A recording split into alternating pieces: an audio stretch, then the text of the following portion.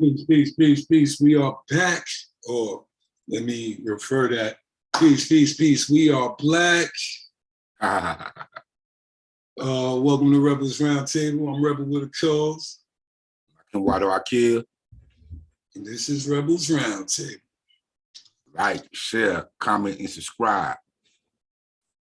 Please do, because the algorithm, they taking views from us. We ain't even doing that.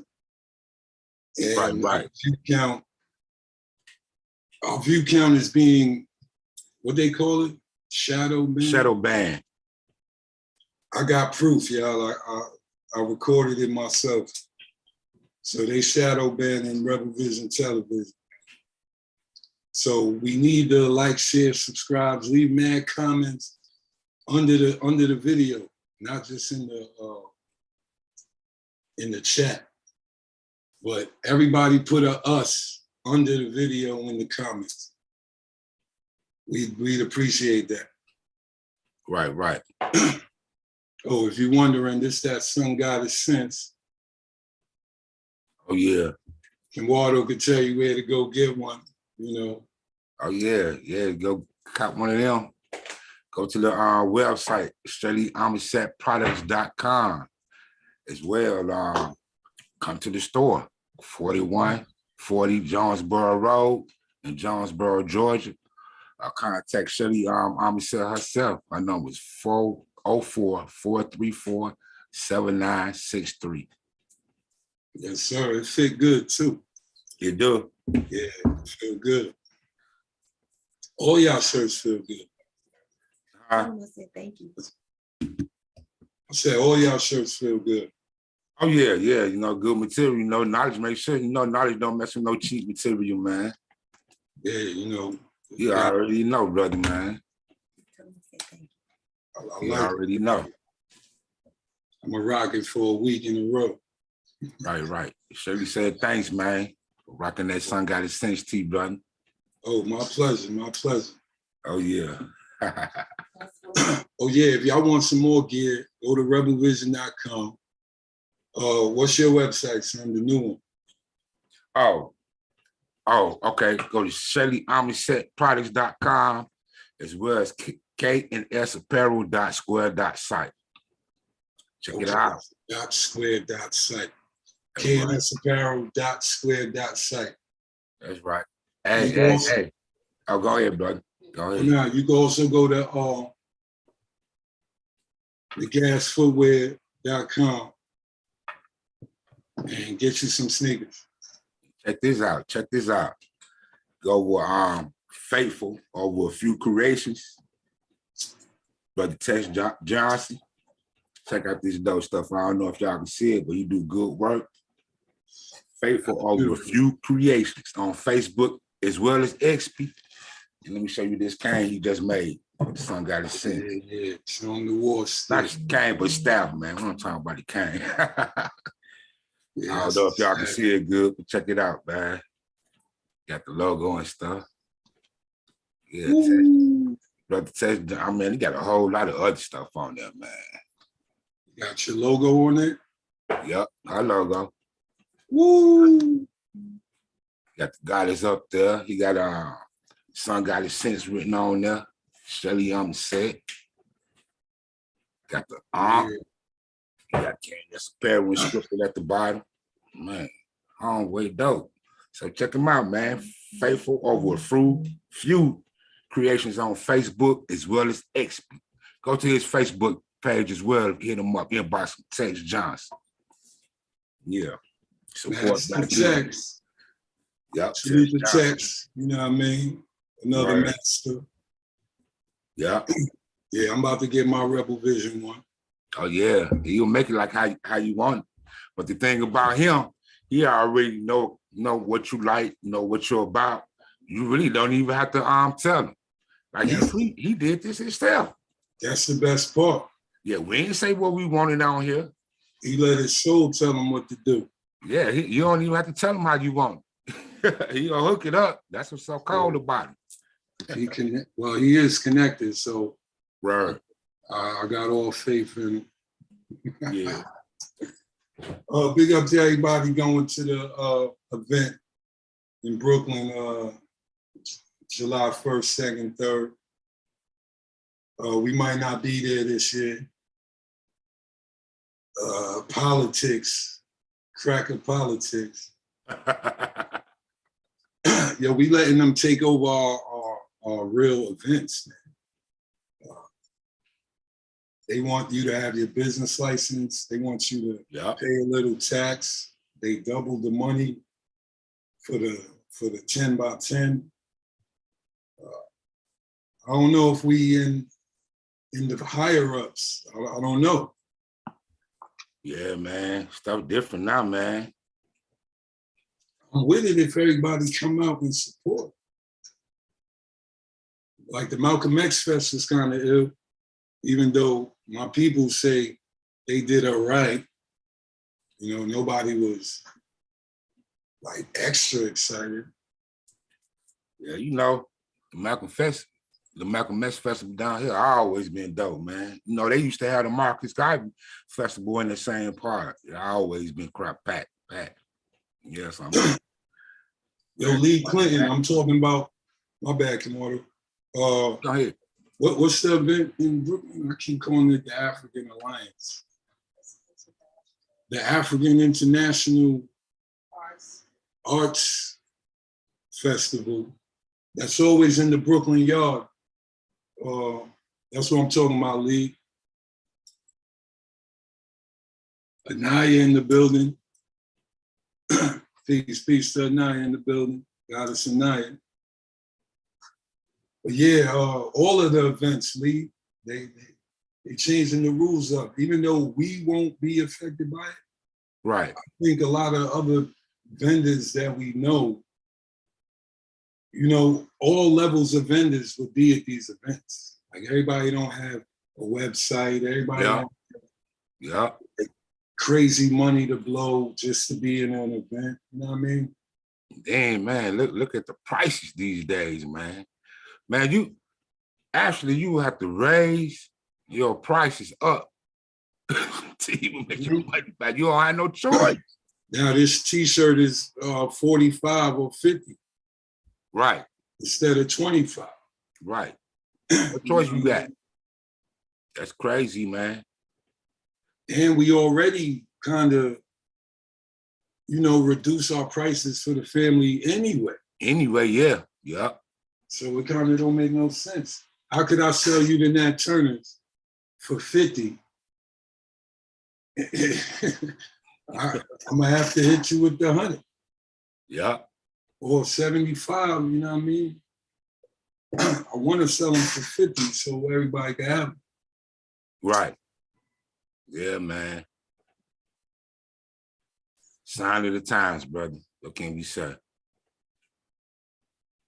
Yeah, Lee. You in the Bronx. Oh, all right, Lee Clinton in the Bronx. That's what's up. Oh, yeah, go there. It's going to be an ill event.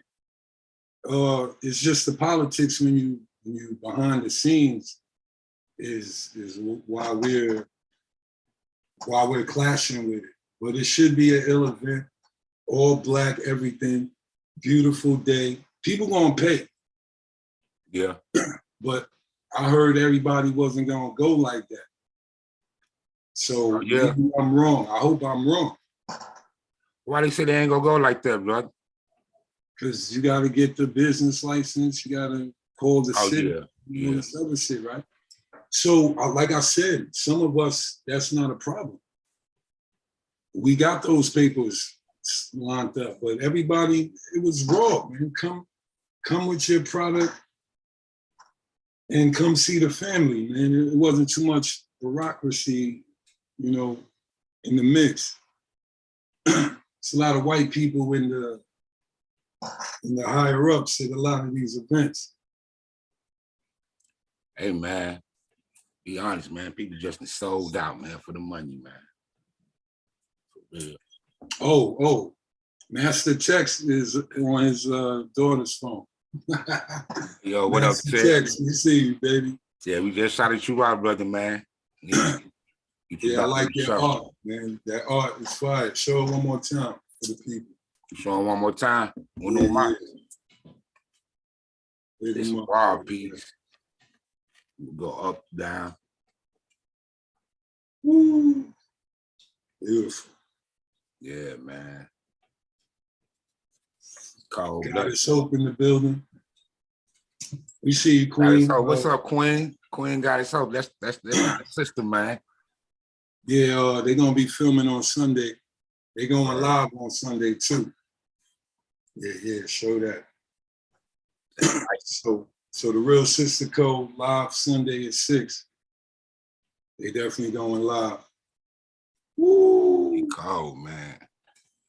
So much detail and you can't really see it like that on here, but yeah, this code got the name. That's the Chuck Moses staff.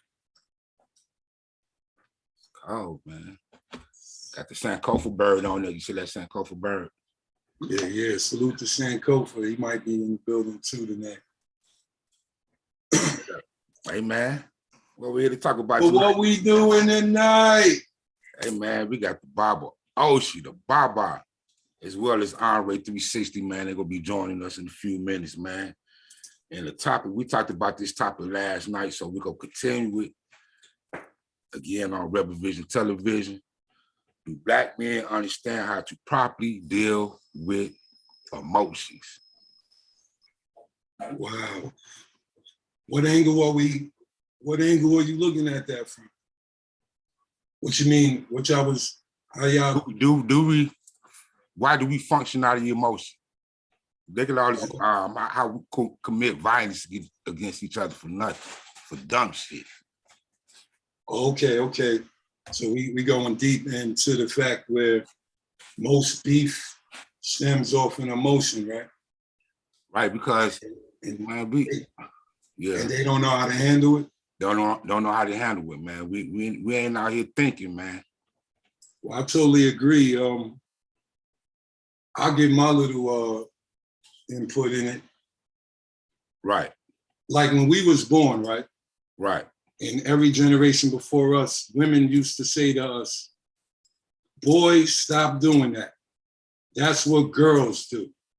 You're a boy. You can't do that. Correct? I got you. That made us men. I think a lot of women don't raise men. They're lacking in a lot of their parenting skills. So they kind of treat their boys like, I gotta say like girls, because they only give them their version of the game. Well, so to me, a lot of these guys is like their moms. Emotionally reacting. Yeah. But I could tell you another scenario, man. Some of these moms that whatever, they want to treat them like they friends or something. That's what I'm saying. So what happens when you get in trouble? What happens when you jump over the gate?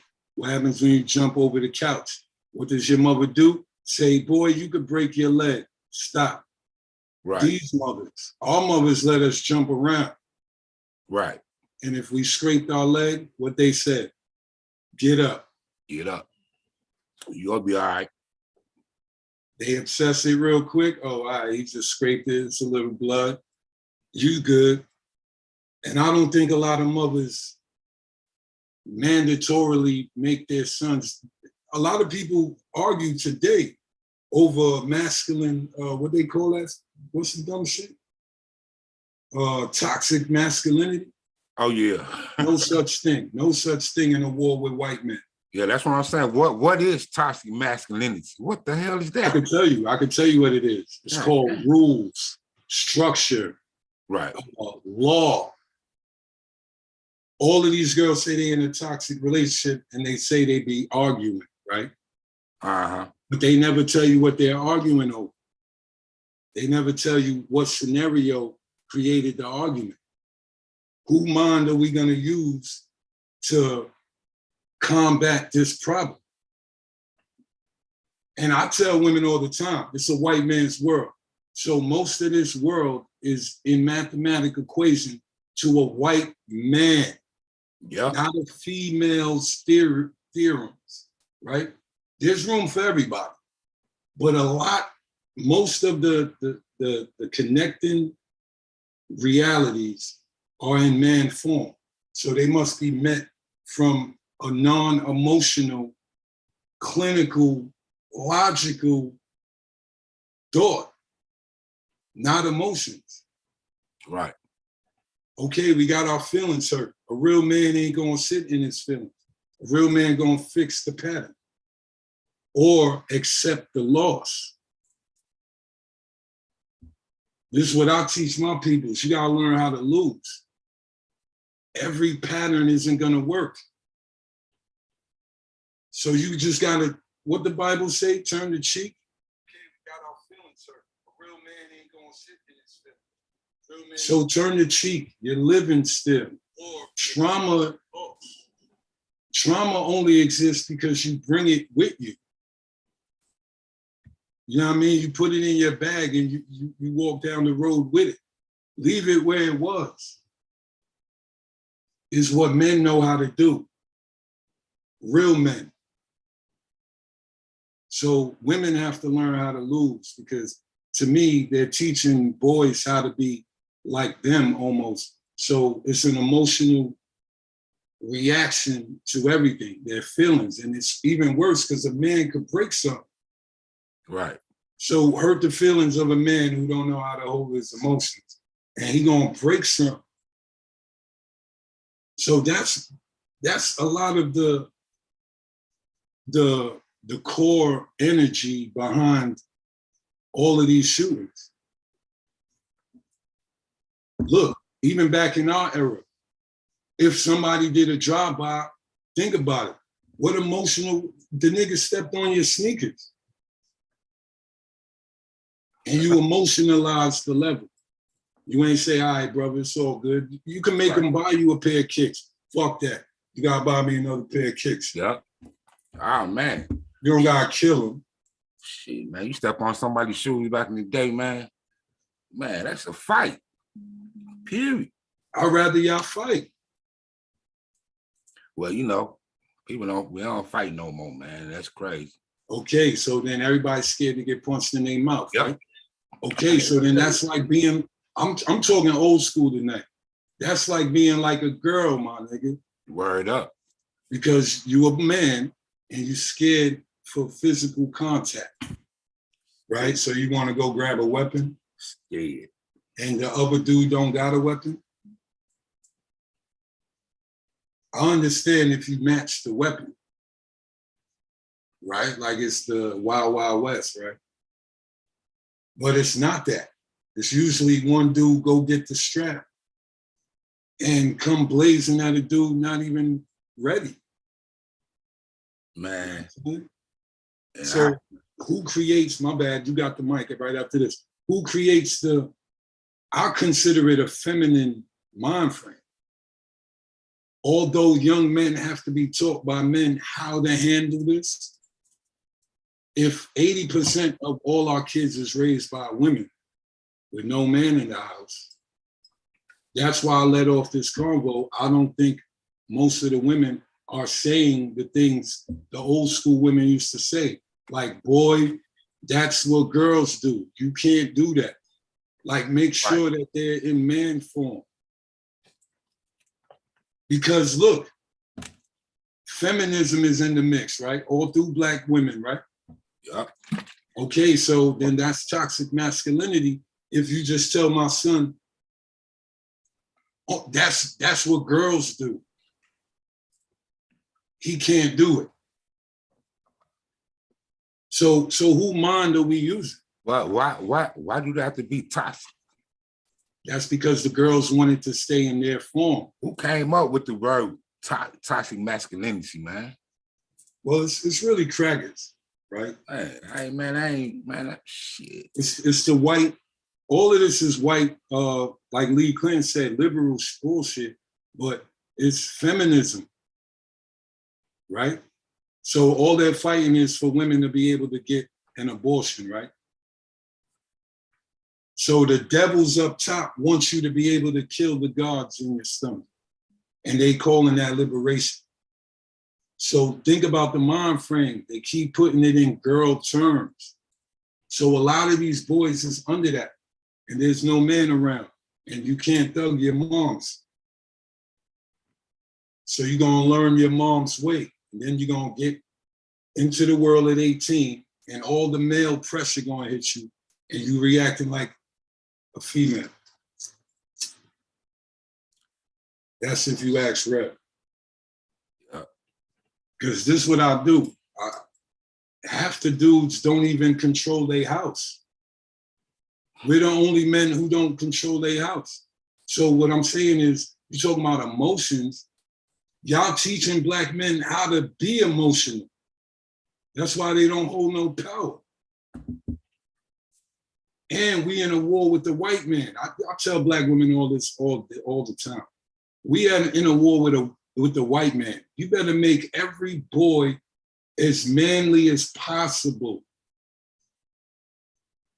even into your own uncomfortability. How many of these boys look like they're gay already? I'm asking you that. A lot of them. Why? Because most of them are not gay, but why are they feminine? I don't know, brother. I can't answer that. Well, who's raising them? We do know the answer. Well, no. Because the sisters always been raising up their kids. Thank you. So why all of a sudden all this crazy stuff arrived? No, it's not crazy stuff. It's new age logic. Ain't nothing logic about that, man. No, but it's new age logic. It's not logical, but it's new age, the new way, right? So boys and girls supposed to be the new way. Okay, so your son could wear a dress? Hell nah. Okay, that's but not supposed to. They're saying it's cool for your son to wear a dress. Yeah, I know. Well, you got people like LeBron James and you can go on down the line wearing skirts and dresses, man. You know what I mean? That's my point. So what's the end result of this logic? It's gonna make look. It's not logic. It's not logic. It's illogical. It's illogical to logic, but it is itself its own logic. Because look, it can turn you into something, right?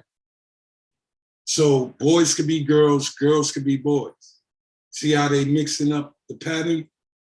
They reverse role playing, right? So a lot of our boys is getting hit with that feminism, and they're taking the power, the male power out of it. Then they grow up to be in the hood, and they still got those characteristics. So it's just confusion. So I know people who will blame the men for this, because we're impregnating the women and not being with them, right? Well, some of it's by force and not choice. Oh, I know, it's 50-50. Half of the women You know what I mean? destroy the level, and half of the guys don't create it. So we're both blamed for this. I'm cool with that. But nobody keep adding the fact that we at war in America. We can't do what television says to do. And that's what's happening. And look at what our boys look like. Yeah, that's exactly what's happening. I got video. I just went on tour for 2 years all through America to all black events. Yo, my nigga, I brought my football with me. There's a video I refuse to show you.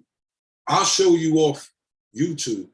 But I was throwing footballs to boys in almost every state, and they didn't know how to throw it. They didn't know how to catch it.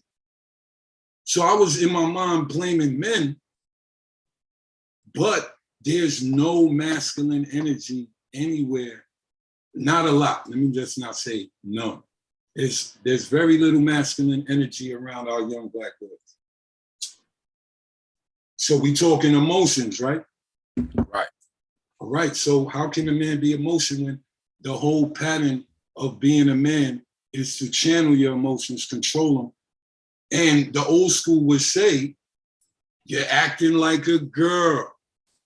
That's old school. That's the school now.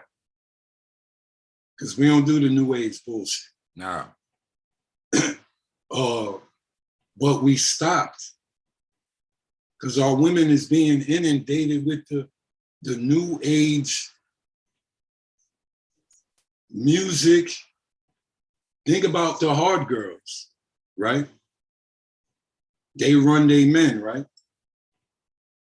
Okay, how does that look? He's the girl.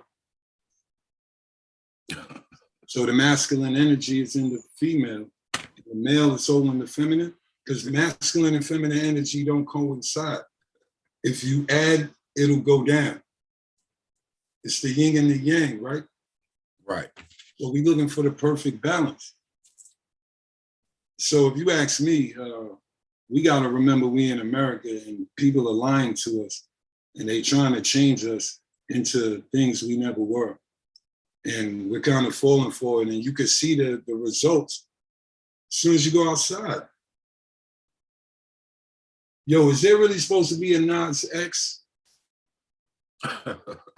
No, is there? Because I'm from the era where we thought nobody black was gay. It ain't supposed to be. Because we ain't even seen it. It ain't supposed to be, but hey. And if you was gay, you kept it to yourself. Yeah, you kept it to yourself. No one even knew. Yep. That's the point I'm making. No one even knew. So it didn't poison us if your uncle was gay and he always came around us. He didn't act gay. That's what look, man, I don't think the world could take the exposure to the world. Like the phone, the internet, it's way too much information. It's information overload. Most people can't take seeing all of this. Not to mention there was gay farms all through slavery, right? Right. And we ain't even take gay out of slavery enough to be recorded. So this is the new age movement. Lee Clinton say, I really think they made him gay. That's what I'm saying. You can be made gay. Feminine energy is attracted to masculine energy. So if you just, even if it's by default, if a male is feminine, he's going to be attracted to masculine energy. Right, right. So, yeah, I got you. So now what I'm saying is, how do we, because I'm blaming both sides, right? How do we form our love back where we can get back to the normal stages of male and female balance? Male and female balance. So we could be the normal ones again. Stay off the goddamn internet. We being influenced by the new age people, man. All these black boys, look at the girls. Half of them are, well, I'm not gonna say half, but a lot of them are in kind of a lesbian-onic angulation too, right? Yep. So all the girls they don't consider pretty act like boys and got pretty girlfriends. This is crazy.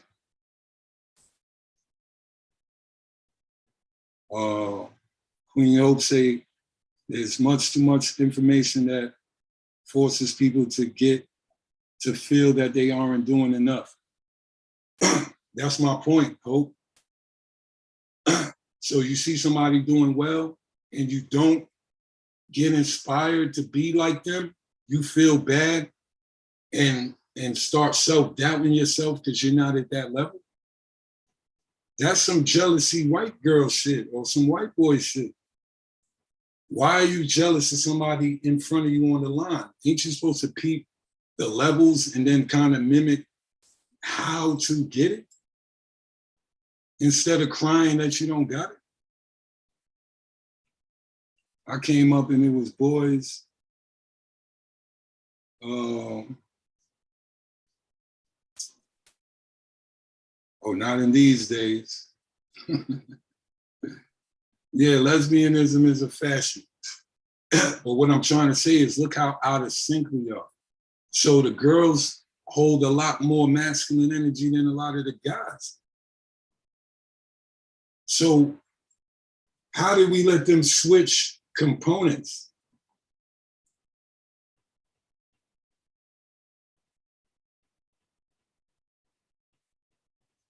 Create your own. Turn the internet off and start over. Yes, Black. That's exactly what you already know the game, Black. Yeah, I just said that. Cut the world off. Yep, I just said that. Leak internet. Okay, so you got to sacrifice to be great, right? So at this point, this shit is goddamn fucking out of control, man. My G, the white man about to invade the hood. In a minute, everybody gonna be so soft. He gonna just say, yo, get in the truck. Hey, man, like I say, man, this just goes back, my personal opinion, man. Our ancestors fought.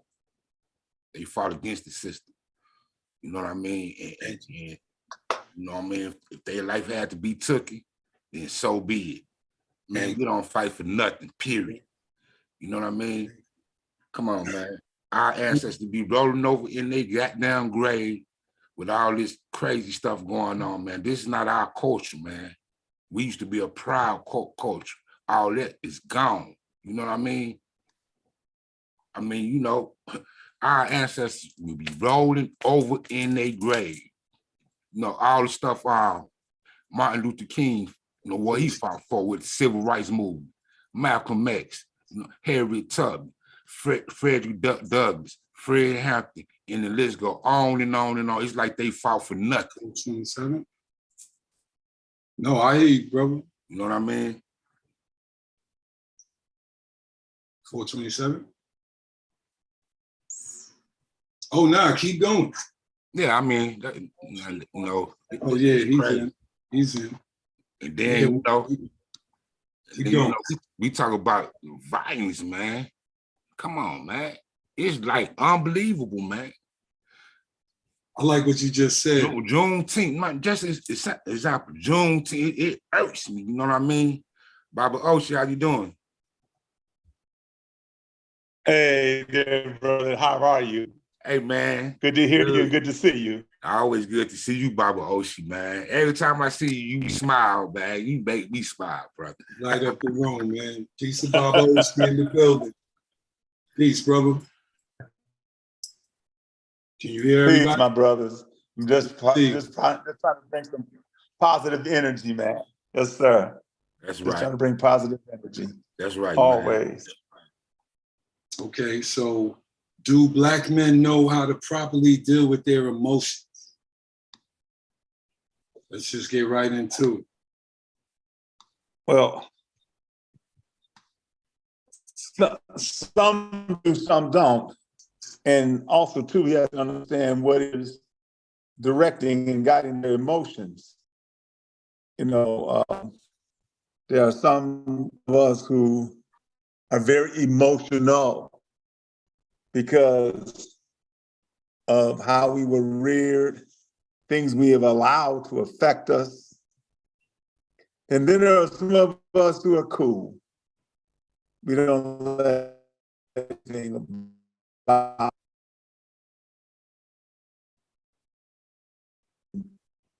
concentrate on what is being thrown at us or presented to us. I'm sorry.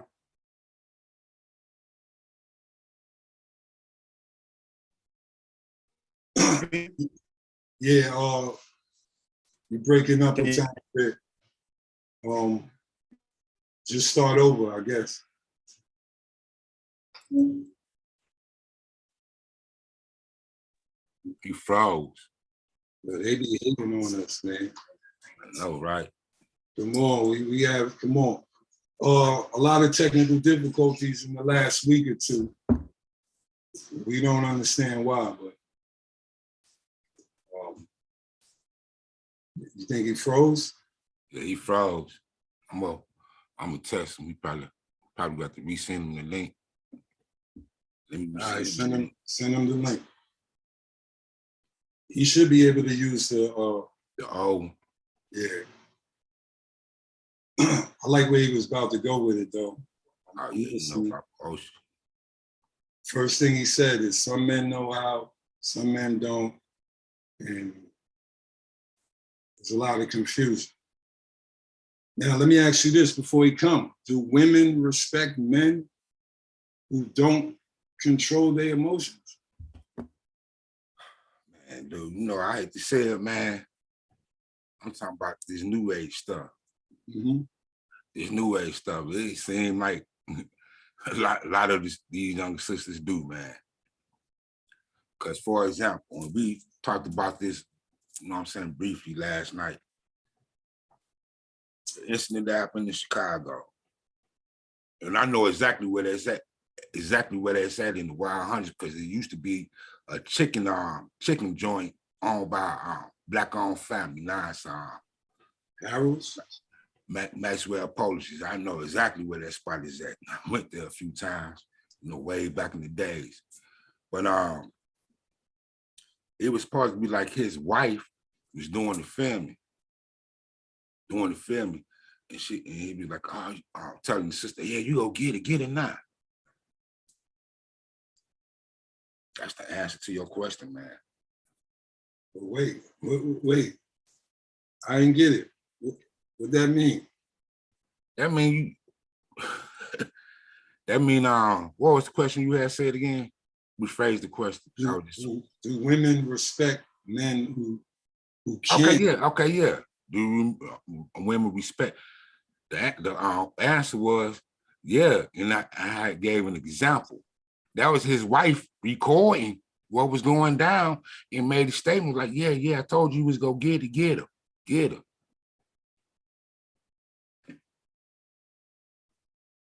You know what I mean? Let's do it again. Now I hear you. Yeah. Baba, was she coming back? Yes, sir. Okay, yeah. There you go. Queen got his hope in the house. What you say? Salute.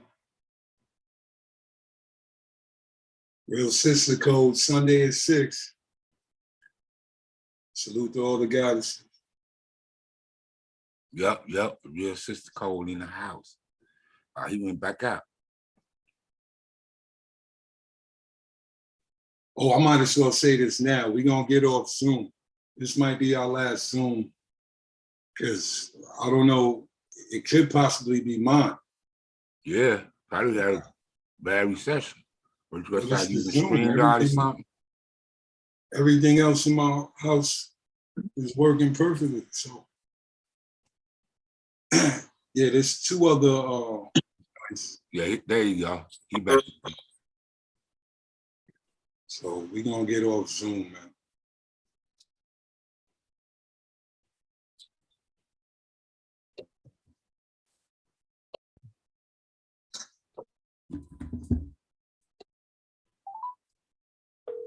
In the meantime, the Gas Footwear, go get you a pair of Nat Turners.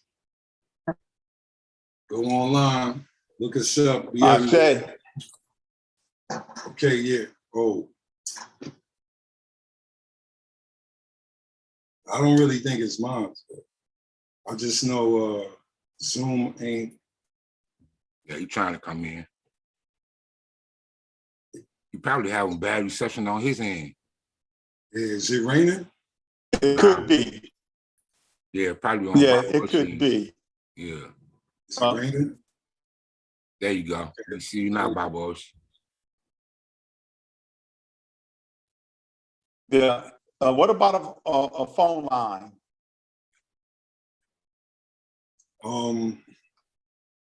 Would that work? Yeah, I guess we could try that too. Because look, you on the phone, Babos? Yeah. Because I don't. If he call you, could you put the phone near the mic where we can hear him? Let me. Hold on.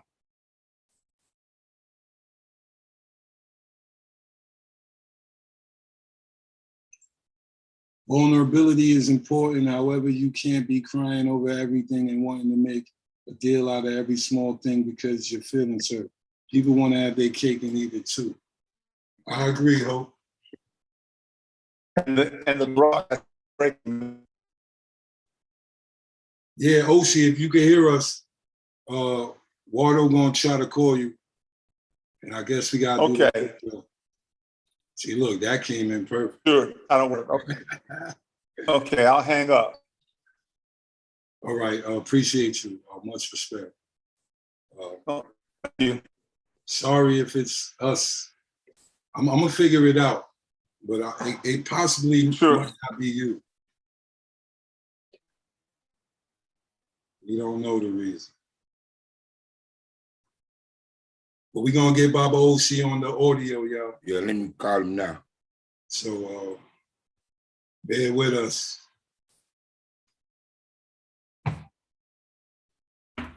He needs the Zoom phone number. Got it. Yeah, you go. You can probably take now, Baba Oshi. Okay, we can do this. Okay. Am I clear? Yeah, you Yes, loud and clear. Okay, good. Okay.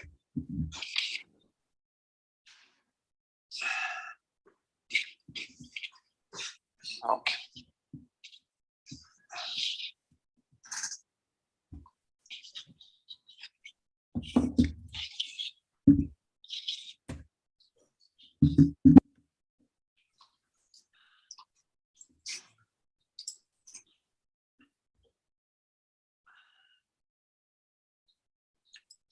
I'm ready whenever you are. Yeah, we ready. The question was, Jim said the internet off and on. you can hear Baba Oshi on Rebel. I didn't hear that. Yeah, tell him to start talking. I can hear him. Yeah, we can hear you loud and clear, Baba Oshi. Okay. Yeah. All right then. Getting back to what the question was proposed, in coming with our emotions. Right. And, yeah, go ahead. No, that was right. That's the topic for tonight. Okay. And what I was saying about the feelings and that we have, the emotions that we have,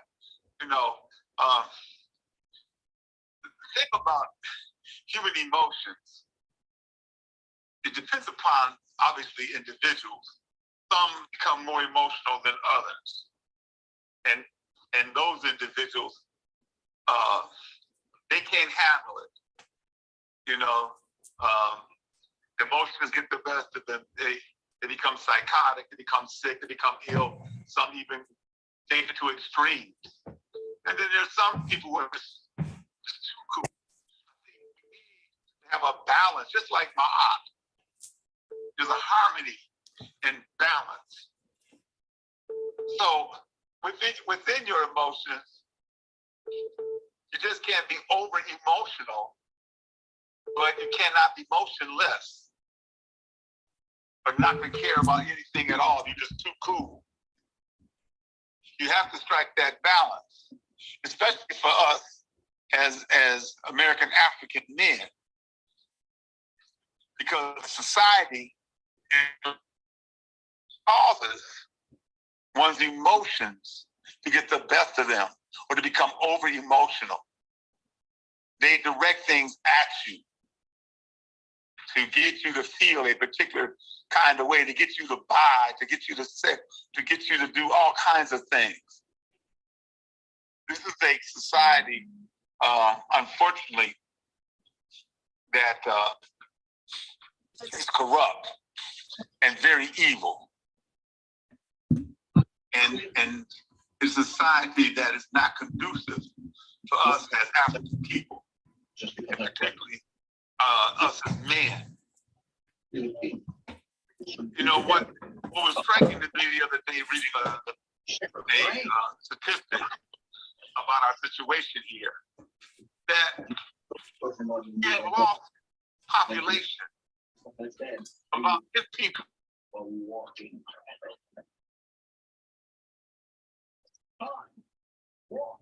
needs you? Oh yeah? Oh yeah, well, who needs you?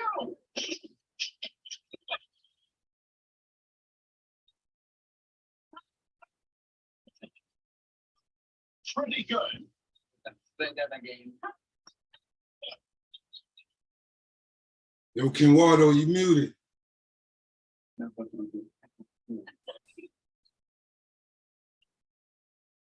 Yeah, we gonna get it right, y'all. I don't know. They don't want this information out either. Because it might make a male get masculine again. So,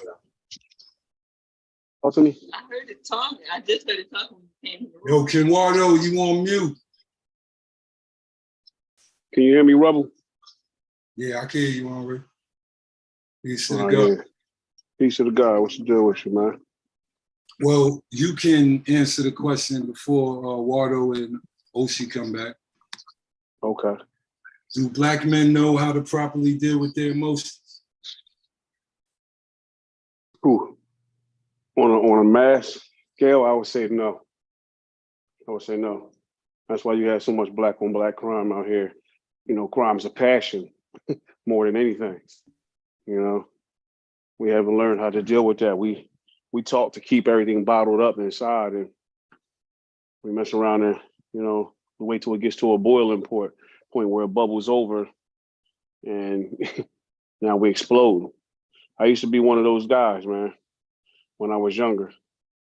You know, so I would say no for the most part on a mass scale. No, not at all. I agree. So let me ask this. Because we was already talking before we get Waba Oshi back. Are you saying the boys today, the young men, are in a toxic masculinity vibration or a female responsive vibration?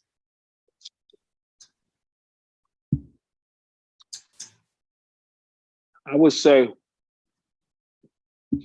it's more toxic masculine, you know, vibration, but it has elements of female responsiveness to it. You know what I mean? Or emotional responses to it.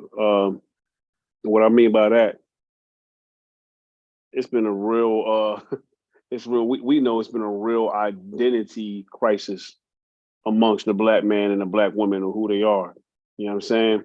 They trying to mix genders. They trying to make it so towards a point where it's no gender. You know what I mean? And that's dangerous because you need both of those aspects. You know what I mean, to bring about, you know, the continuation of life. You know what I mean? You got Mother Earth, and even if you go on the fairy tale side of things, you know what I mean, you got Father Time. You know what I'm saying? Sure. You know, but you everything as far back as you can go in the ancient stories of, you know, our stories. You know what I mean, from our ancestors, the most ancient texts, writings, carvings and stone. You know, it speaks of the divine masculine energy, you know, as one of the aspects of the divine feminine energy that came first. You know what I'm saying? Because everything comes through the portal. Everything, as above, so below. You got to have those two. And because it's been such a identity crisis that's intentional in this society, it's been intentionally given to us, this identity crisis, this confusion, this misdirection. You know, you have that aspect of the female emotion creeping in, along with that toxic masculine energy that our men are suffering from right now. Because the toxic masculine energy is that self-destructive energy where they're hurting themselves, they're hurting their communities. They think it's tough and cool to not give a F, not care that they're destroying their own people by selling drugs, by bragging and celebrating, killing each other, by bragging about disrespecting the women, or how many babies they got by how many different baby moms. You know, that's toxic masculine energy, where there's no respect for no morals, no code, you know what I mean, of honor that they abide by and live by and carry themselves according to. Yeah, we was thinking, is that due to the fact that, because I know you're gonna say they learn it from kind of the world, since 80% of our kids are raised by single mothers. Do you think it's a mix or like a real, I hate to say it, like a poisonous mix? Because you learn your mother's traits and then maybe hip hop give you the masculine overlay, you know, the poisonal masculine overlay, and you're a mix of both.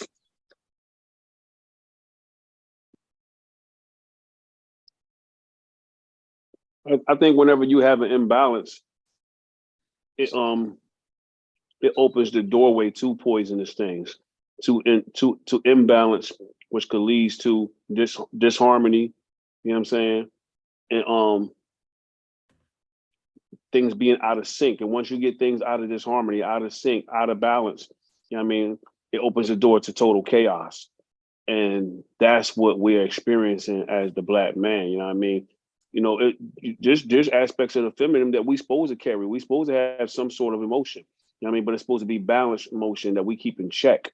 You know what I'm saying? You know, our brothers are, I'll say for this instance, and we all experienced this as young men, teenagers coming up in the household. Our moms have said some stuff that pissed us off, but we kept those emotions in check. We knew not to disrespect mom back. You know what I'm saying? We go in our room and mumble under our breath, I hate her, she get on my damn nerves, whatever. But you knew, you kept that in check. You knew not to go and disrespect your mom. These kids now, the youth and young adults and all that, they have no respect. They don't even do that. You know what I mean? Remember back in the day, Eddie Murphy would talk about how you would see white people be like, fuck, shit, mom, shit, and all the other crazy stuff. We all seen Delirious and all that, you know, and Raw. And we talked about how they were doing it to them, but now our people are doing it. And this is the norm. This is the culture. To disrespect your elders, to disrespect the ones who gave birth to you, your old earth. Your first, you know, a vision of God was your mom.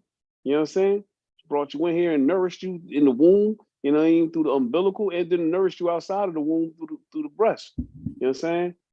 You know what I mean? Brought you in this world. So, you know, when we do that, you know what I mean, that's when we have lost our way. That's where there's an imbalance. That's where, you know, there's nothing but disharmony. How do you disrespect the mother? And it's not even just the mother. We disrespect the Mother Earth. They have no respect for the earth. You know what I'm saying? We follow in the chaotic culture, as you said earlier, you know, that the world is doing. We're being raised by the world. You know what I'm saying? And the people that's running the world, sad to say, are people that are not of this world. They're not of nature. They're not of they're not of God, of the divine feminine and masculine energy. They genetically modified beings. You know what I'm saying? And they at war with everything that is original. And we falling for it because the new, you know, feminism is here. The new age, like you said, the SMLMNOP people, all of their logic is in the mix. Our families are kind of in disarray because we don't have the original three everywhere you look, you know, man, woman, and child. Yeah. So it's easy for the enemy to insert these mind frames.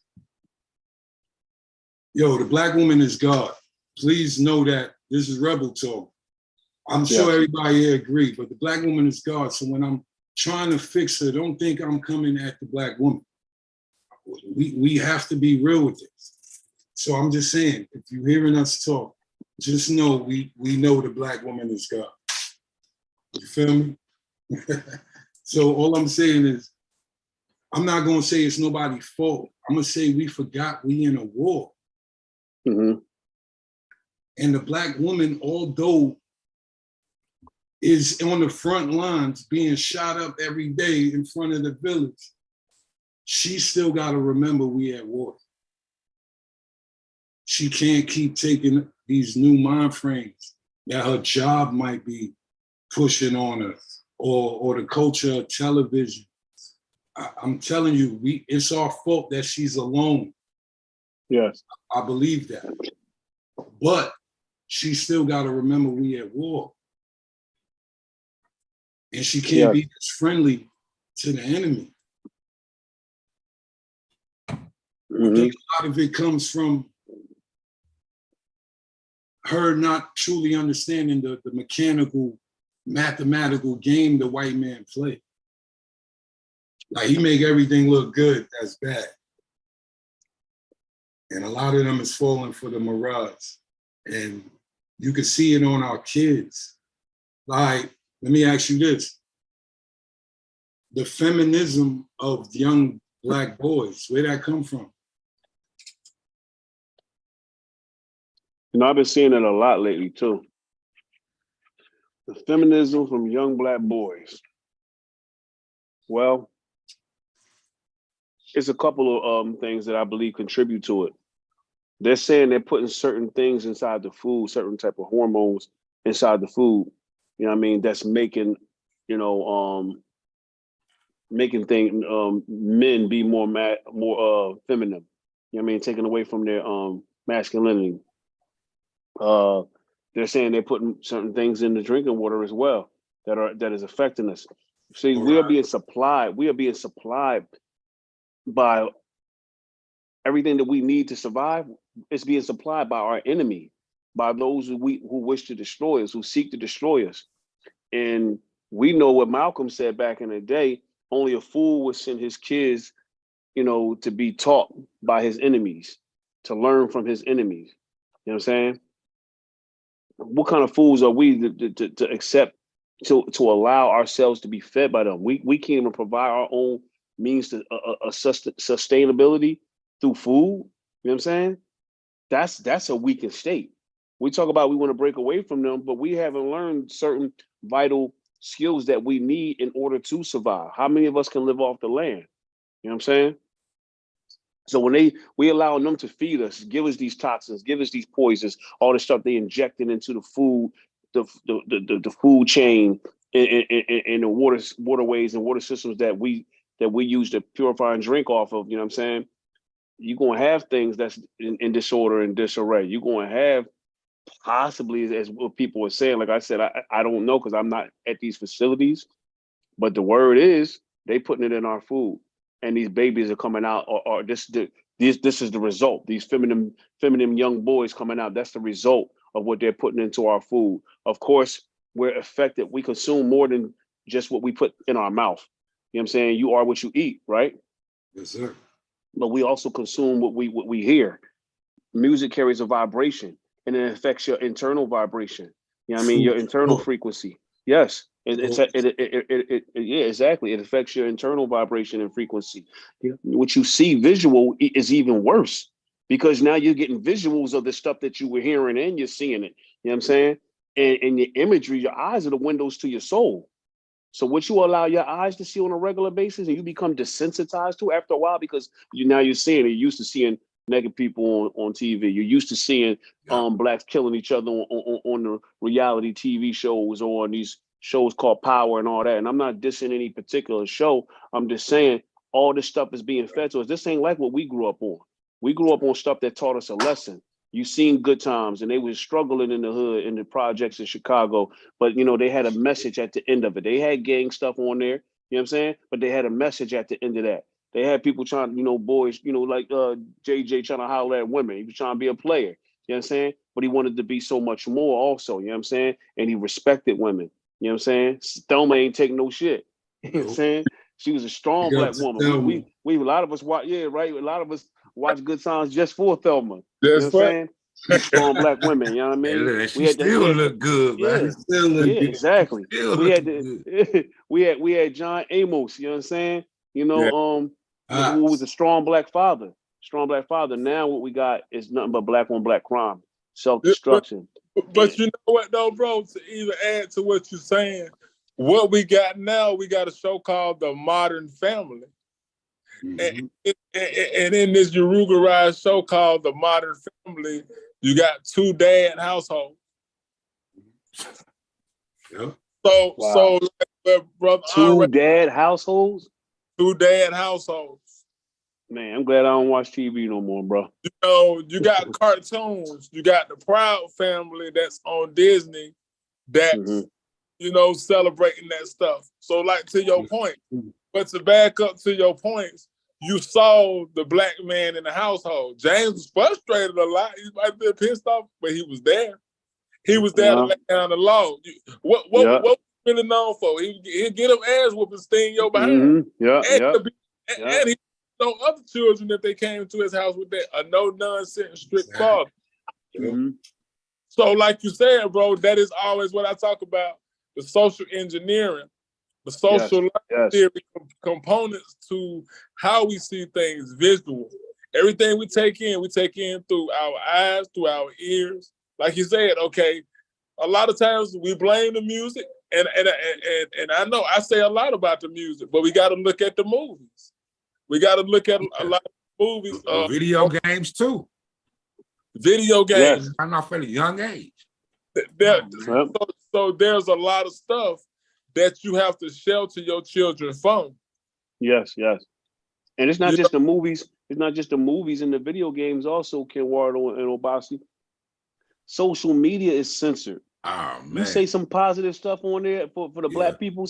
You educate your black people too much and expose what's being done to our people and who's doing it. You get banned. You get thrown in Facebook jail. You get your page shut down. But this page is shadow banned right now as we speak. It's shadow banned. That's crazy. That's crazy. But you could put out as much. You could put out as much degrading stuff about black people, about the black woman, about the black man, and the black family. Is whatever you want. They fighting each other, killing each other, shooting each other. That's cool. You can do that. But you better not put no knowledge out there. You better not put no right information out there. And you better not expose the ones behind trying to destroy us. You better not do that. You know what I'm saying? So social media is part of the poison also. I like what y'all was saying. There's worse shows than Obasi just said. I only know because I go into the mix just to see how bad it is, and I come back. But they got Blackish. They got a whole bunch of Eminem and LP angulations in a lot of the shows. But look at that though, Rebel. Black-ish. So the ish is you mixed, you're like black. Yeah. Where they got the old school grandpa, the mixed mother, and the father is kind of weak, so we listen to the mother kind of bring in the Blackish stuff. And the grandfather always frustrated that they do the new stuff. But the Blackish is also a confused factor. Because they're the ish, they're mixed with both parts. So you can't stand firmly and say things against white folks on those shows without, it was an episode of Different Strokes. And I wrote about it. And in this episode of Different Strokes, Willis and Arnold wanted to, they was from Harlem. So they schoolmates would tease them like, y'all kind of getting soft. Y'all kind of becoming sellouts. Y'all forgetting where you come from. So in this, they even got African names. I think Arnold's name was Abubakar, and I forget Willis's name. And just those boys, this is why I have problems with those mixed shows like that. Just those boys wanting to get in touch with their blackness made white fragility feel bad. And how they spent it was like, you hurting your sister Kimberly's feelings and you hurting your dad. Even that right there, having them to call a white man daddy. These psychological that went over a lot of people's head. They're looking at, he rescued these boys, these little poor ghetto boys from this and brought them to Park Avenue.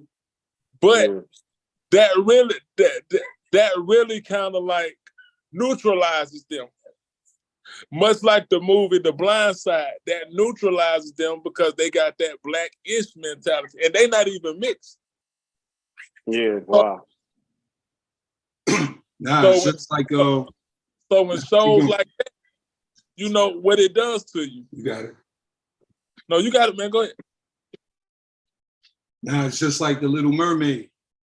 I just had to see it just to see what it did. So the black Little Mermaid, she's in love with the white boy, and the white boy's mother is black. That's better. Say that again.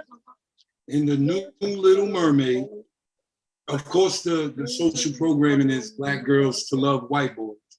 But in the movie, the white boy's mom's is black. Oh wow. Wow. And Wow. and her pops is Poseidon or whoever, and he white. Mm. So look, the end result is they want our blood. So they need black women to love white men, and they need black men to love white women so they could stay alive. Well, that was interesting because the topic we was doing last night was how do black men do we really know how to yeah. So what that looks like now, because you know Netflix, they're good. A lot of these channels and apps are good with this interracial marriage, homosexual relationships, and interracial. And what that does, because we haven't been really taught how to deal with ourselves emotionally, but it gets lost in translation and makes white boys and looks like they're always the heroes. Because like we was talking about that incident that went down in Chicago. And it was something that I thought about earlier when I was talking to a friend. Now, I think that story would have been totally different if that would have been a belligerent white man punching on a white woman, like a white boy punching on a white girl like that, and her son shot him. He would have been the hero. But how we process things, a lot of the broken Negroes was championing for her to go to jail, and they was like, she shouldn't have put herself in a man position. I don't care what position she put herself in. She didn't deserve that. Yeah. What happened to her? And movies like that always make the white boy look like the hero that saves the black women from the big bad black men. Okay, so I'm gonna push back a little on that, right? You talking about the black lady who was arguing with the white man in the store? With the black boy and her son stretched him out? Yeah, the black dude punched the black lady in the store while she was in there ordering food. So punched her quite a few times. So it was a black dude. You talking about Chicago? In Chicago, a couple of days ago, yeah. So she went and got her young son to come in and clap him. Yeah, he blasted him. Okay, so let's deal with emotions. Mm-hmm. I know what Obasi just said, but let's just turn the angle 1 degree. Should that black woman, what do we even know what started the fight before I say what I said? No. Okay, so all we know is it's a black woman arguing with a black man. Right. And it got to a point where she left the store and said, hey, son. She didn't get a chance to leave the store. He started going on her while she was still standing in line. He just started getting aggressive, tell him, say one more word, and I'm gonna knock you the fuck out. Okay, so said one more word, he hit her again, and her son came back and blasted on him. Okay, perfect. Let's go to the first stage. Hey, Bobby Ocean wanted to say something. Oh, nah, Bobby Ocean. Everybody know that the authorities dropped the charges against this young man and the sister. My understanding was after he got shot, he ran out the store and she told him to go follow him and kill him. Yeah. And that's what he did. You know, he shot him in the back. Now, I'm sorry. I don't understand why they would drop the charges when this young man ran after him and shot him in the back. Yeah, shot him 2 more times. He was no longer a threat to him. He did what he definitely had to do in defense of his mother. That's self-defense. No doubt about it. I applaud that part. But I'm a little hesitant to say something about him getting shot in the back and killed, and that's okay, and we're going to release you, because that's murder. It's just like someone comes into your home. You have a right to defend yourself in your home. But if that individual breaks out your home and runs down the street, even though that individual may have a possession of yours, you can't kill it. You can't shoot it. If you do, you know, that would get you on manslaughter or something like that. You know, Can't follow the threat. the immediate Once you threat follow the threat, it's not a is threat. gone. He's running down the street. You know, Yeah. so no, but I definitely would, you know, go along with the young man defending his mother and eliminating that threat. Okay, perfect. But Wait. let me say something. All right, you quick. got it. But well, as far as the news was saying, as far as the media go, the news and all that, they were saying that the mother was telling the little boy to shoot him again. So that's what he did. He was following his mother's instructions. Yeah. According to That's what I'm saying. According to the news. So let's go to the. Okay, I see that. Okay. Yeah. So, but then they were released. Yeah.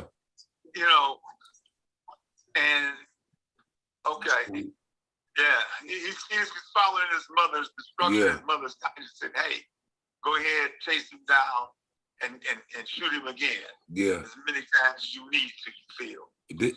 you know, I don't know. And then Let's be real though, family. You know, we live. and you gotta realize the state's attorney is a system, man. Even before that, though, even before that, we talking about emotions. Emotions created that situation. Yeah. Feminine emotions.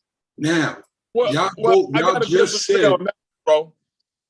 wait, real quick. Y'all just said the dude said, stop talking. Stop talking all aggressive like a man. Stop talking aggressive. But she wasn't talking aggressive to him. She was just responding back. He was still aggressive, not her. But we don't. Oh, okay. Oh, According to the news and according to what I seen, I mean, they've been showing it all everywhere for the past couple of days. Okay, so then he hit her, right? You said he punched her? He punched her, and he punched her again, 3 and times. again, and the boy shot him. Okay, so let me ask this. What would have happened if she was a man? He probably wouldn't have done nothing. You think so? You don't think the argument? He probably wouldn't have done nothing. Because the elder sent me his criminal history. See, this is why we have to be careful. He had a real, and I'm not criminalizing him, but what I'm saying is he had charges of domestic violence, armed robbery. So when a man is comfortable with hitting a woman, a strange woman, he's comfortable with hitting women. So he's probably coming down on a woman in that household. So in my opinion, what we got to be careful of saying, stop talking, stop being aggressive like you're a man, because that puts that aggression as only a man. When we know we got female warriors, we got ancestor warriors that was about that life. Mama Winnie Mandela was about that life. So that takes it out. Like if she just would have shut up. No, if he would have kept his hands to himself, that would have never down. So he was already in his emotions. He was in his emotions. Even before that day happened, he normally reacts emotionally. Because what we gonna do? We ain't even gonna argue that much. Okay, sister, you got it. Number one, we're not even gonna go that far. Yeah. Okay, but sister, got it. But because like I was saying when I was talking to some brothers, I said because they was blaming her, and I said, and they said, well, she shouldn't have put her son in there. I said, well, you know who put her son in that position? The dude that hit his mother. Because if we looking at the video, the young man is standing in the doorway. He's listening to the whole time. He's watching this interaction with this dude and his mom. Mm-hmm. He didn't fire until that dude hit his mother. He didn't fire while they were arguing. He didn't become emotional with the gun. Yeah. And then, much like the John Morant situation, we got to stop criminalizing our young men when they have guns. Because guess what? What we always say, the enemy doing. Let me be clear. At least to me. So he heard what was going on. He seen what was going on. He defended his mother and shot him. That man runs out of the store, but it was okay for him to follow him and shoot him because he had a criminal record, because he was convicted of other incidents of abuse and so forth. That when he went to shoot him and shot him dead, that they were released because he had a prior record. Is that what's being said? No, sir. No, sir. No, sir. Let me throw this in real quick. Did the mother tell him to chase him down? Like Ken said, according to the news, that's what we're saying. So after he shot him, he ran, and then the mother was like, nah, go get him again.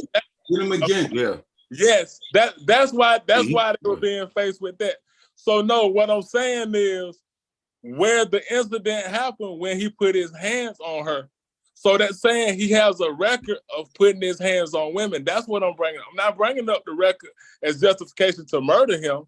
I'm bringing up that as he's comfortable with doing what he did. That's the word that you. That's the word, the key word right there. He was comfortable. He did that so easy, like it was second nature. Like this wasn't something that he was not used to doing. This is something he used to doing. I don't know if you've seen the video, Rebel, but the way he hit this, the way he hit this woman, because they got a lot of them chopped now where they show him getting ready to, and then they cut it off because they say they don't want to see. Man, when I seen it when it first came out, man, he tried to knock her block off like three consecutive punches, and it was like you trying to take out a big dude. Like he was throwing haymakers. Like and he sized her up and was warning her like, yo, you say one more word, then he positioned his feet and throw haymaker stance, you know what I'm saying? And then teed off on this woman. Now what I disagree with is the woman had she had a license to carry. Right. You going in the hood, why you got your gun in the car? You know you in that type of hood. Then you going to put your son out there like that. Now the son did what he was supposed to do, like Bob Oshie said, and like all of y'all saying. But why is she? Me and my wife had this discussion on a regular basis. What? Don't leave your gun in your pocketbook, because if they try to snatch your pocketbook, they also getting your gun. You know what I'm saying? Right. You keep your gun on your person. Don't leave it in the car. You know what I'm saying? You be aware of your surroundings at all times and always be prepared. That way, in case something is out of sync or something is trying to go wrong to put you in a bad position, you are prepared. You know what I'm saying? You don't leave your gun in the car. Why would she do that? Was the argument on the video? Yeah. They got all different angles now. So we heard what they were saying. We heard what they were saying. You heard him saying. Yeah. You heard him saying. You couldn't hear what she was saying from the videos I seen. Yeah. But you can hear him saying, say one more word, one more word. Yeah, my grandmama say one more word. My grandmama, I'm gonna do this to you. I agree with Baba Oshie on one thing. After the man got shot, he shouldn't have got shot again when he ran out the store. Right. That should have been it. I do agree with that. That's when it became murder. That's when the murder charge came. Yeah, so I'm surprised. I'm gonna tell y'all this, man. I'm gonna tell y'all this, bro. We know once you pull a gun on somebody that's ruthless like that, it's a chance they're gonna try to come back. You know what I mean? It's a chance they're gonna try to come back. Now, I'm not justifying them killing him, but you gotta, hey man, once you cross that line, this is what you asked for. So, you know what I mean? Like I said, I'm not justifying it, but I'm saying we know how the streets go. You know what I'm saying? When you start talking gunplay, don't think that somebody like that ain't gonna try to come back. Ain't gonna go looking for you. Okay, now let's go back. Y'all all correct. I feel all of y'all. But we talking about emotions, right? Mm-hmm. So whatever they were arguing over, the woman couldn't hold her emotions. I know we blaming it on the dude because we conscious. We'd have been like, all right, sister, you got that. Even if she's like, fuck you, fuck your mother, and all this other good shit. We still, conscious men would let her have it. Mm-hmm. Y'all just said he not conscious. So let's reverse it real quick. Shouldn't the woman know she fighting something she can't beat? So shouldn't she have humbled herself and controlled her emotions? And her kid was there? I'm just asking. And her kid was there, right? So she put her kid in. But let's be real, family. lot of our people in this society don't know how to deal with their emotions. They become over emotional over little things, especially those of us who feel they have nothing to lose. Right away, they start cussing and fussing and calling everybody out of their names and so forth. And don't give a damn if they do get shot or not. You know, and wish in the confrontation that they had a weapon of some sort so they can strike the first blow. You know, there's so much anger and dysfunction within our community because this is the environment that we live in. We live in an environment that perpetuates individualism, materialism, greed, and violence. That's what America's about. That's what white folks do. Individualism. They don't even want to talk about how this system has done us collectively. They want to talk about, well, you're an individual, you know, and it treats others different in various ways. And so you can overcome that. You know, even though we're bombarded 24/7, 365 with all of this madness. That's why it has been said it's a wonder that we're all not insane. Right. You know? It's a wonder that some of us have been able to control our in check. Because this is a hellhole. This is not this is not conducive to a family. I was saying before the phone went off on me about our numbers here. We were approaching almost 20% of this population. And now we're down to 12% of its population. And we have the youngest population, which in turn will produce more children. Caucasians have the oldest population. Yes, they ain't having no kids. So they've been experiencing negative population growth for decades. That's why the demographers say that by the year 20, they used to say 2050.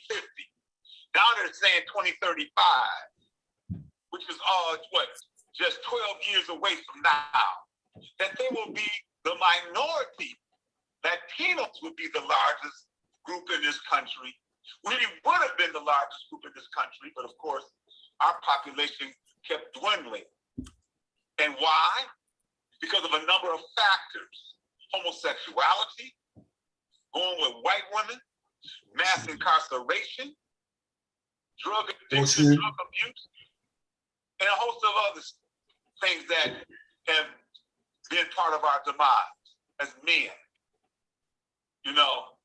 And so, I tell you, it is clear to me, it has been clear to me for some time, the only solution for us is Pan-Africanism, is to go home. There's nothing that we can do or say that can make these Caucasians change and do right and be right. In fact, they are growing more because of the fear. They're becoming more reactive than ever before. You can witness that and see that by the Republicans, all the laws they want to enact, the things they want to do.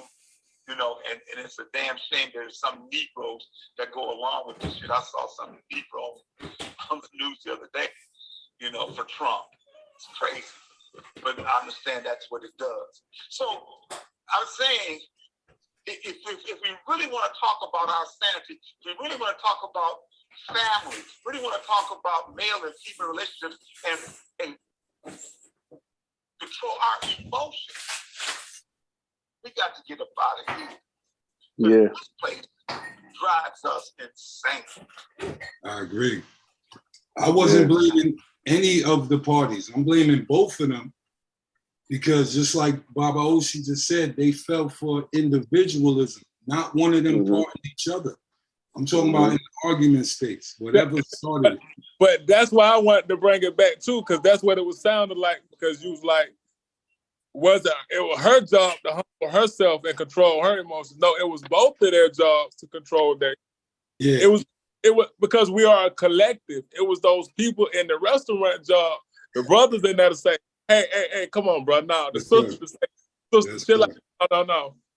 If we would have been collective in that way, that dude life would have been saved.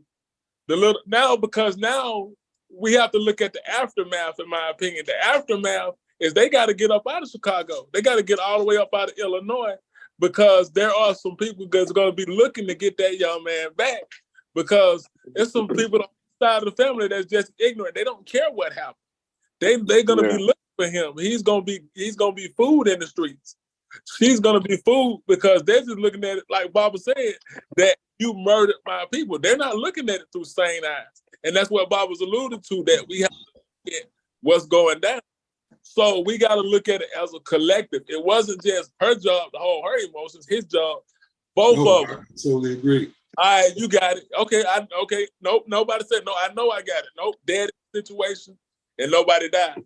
And both of them had something to lose.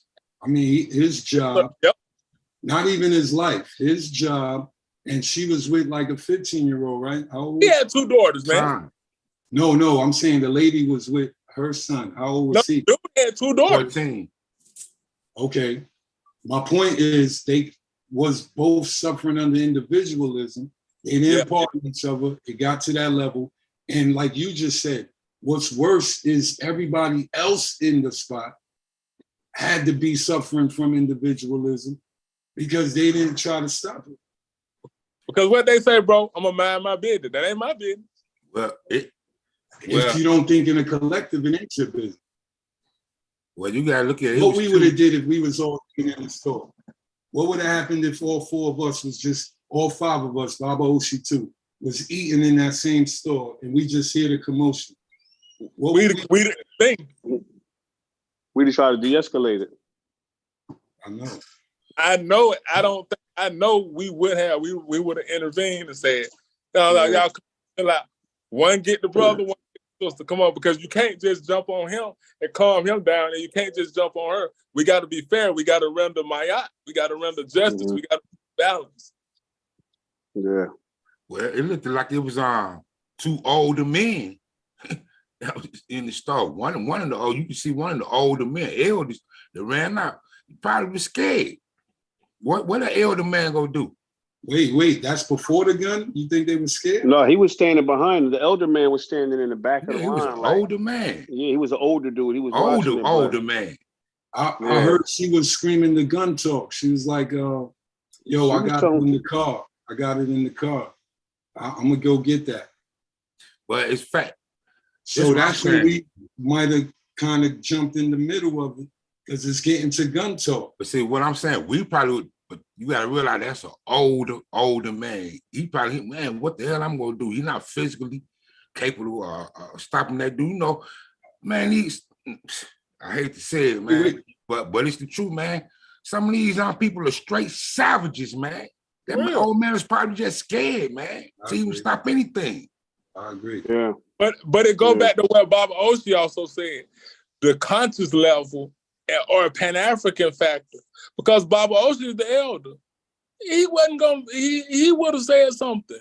Yeah. So I don't think just because he was the unconscious and the fear, like you said, he was scared.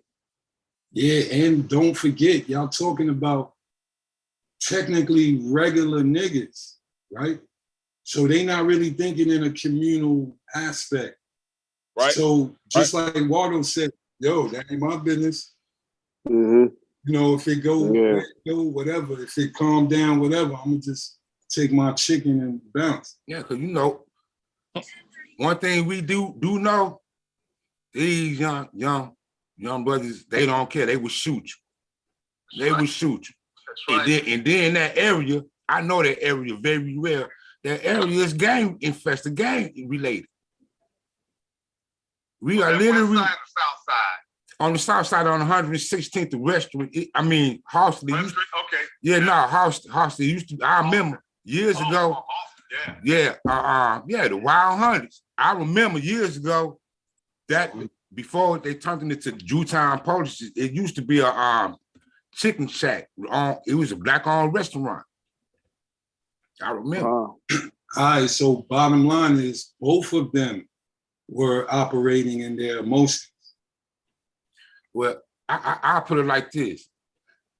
Man, if somebody hit you, of course she gonna operate out of your emotions, man. Wait. I blame him way more than I Hold on. blame that sister. There's mental abuse, correct? No, man, that dude hit her. So Look, of course you're not gonna be thinking in her no, right I'm not mind. I'm not defending nobody. But if I'm saying to you, Kenwado, from across the room, fuck you, Kenwado, you ain't shit. Fuck you, I'll punch you in the mouth. Shut the fuck up. And I'm doing this all for like 10 minutes. I'm rallying you up. So I didn't hit you. I didn't pull a gun. You ain't gonna have to hear me because I'm not gonna do that much talking. Verbally, Look, Personally, I'm not doing all that. Verbally, If you hit me or whatever, I'm gonna shoot you. But look, that came from a verbal. That's what I'm trying to say. I'm not gonna be doing no verbal. That's what I'm saying. No, the other party is doing it. That's what I'm trying to say. Verbally, somebody come to me aggressively. I hear what you're saying, brother. Somebody come to me aggressively like that. I'm not gonna go back, back and forth argument like that. Dude, you can have it. But as long as he hit me, he gonna be in trouble. That I feel you, but that's not my point. The point was this can escalate off verbiage, not necessarily me holding my gun, standing there saying, yeah, nigga, take one more step and I'm gonna shoot you. I could just keep disrespecting you with my mouth. Well, I think Rebel, you know what, man?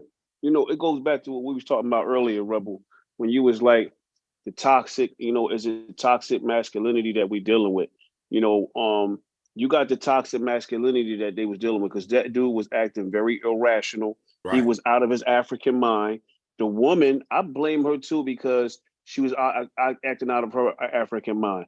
First of all, I remember back in the day, when one of our sisters or girl cousins or whatever, if they would get into an argument with a man, or if a man was approaching them in an aggressive manner and talking reckless or whatever, they wouldn't argue with them. They'd be like, okay, I'm gonna get my cousin or my brother or I'm gonna get my nephew. You talk to him. You talk to the man that's with us. You know what I'm saying? And you don't escalate somebody that's talking irrational or acting out of their mind. That dude evidently he wasn't in his right mind. Well, if that's his right mind, then like Kenwado said, they savages, because there's a lot of that out there too. They're walking around with that poison masculinity. You know what I'm saying? That self-destructive masculinity, that toxic masculinity. You know what I'm saying? So I feel as though she put fuel on the fire. Whatever he was doing and doing wrong, hey man, let him have it. Like he was supposed to do that too. Like us in our right mind, us conscious folks, we're gonna let the woman have it. Yeah, you're right. I'm a fault. You're right. Yeah, you can flat me. Okay, whatever. Yeah, I'm out of here, sis. I wish you the best. And I'm gonna keep it moving. You know what I'm saying? That's us.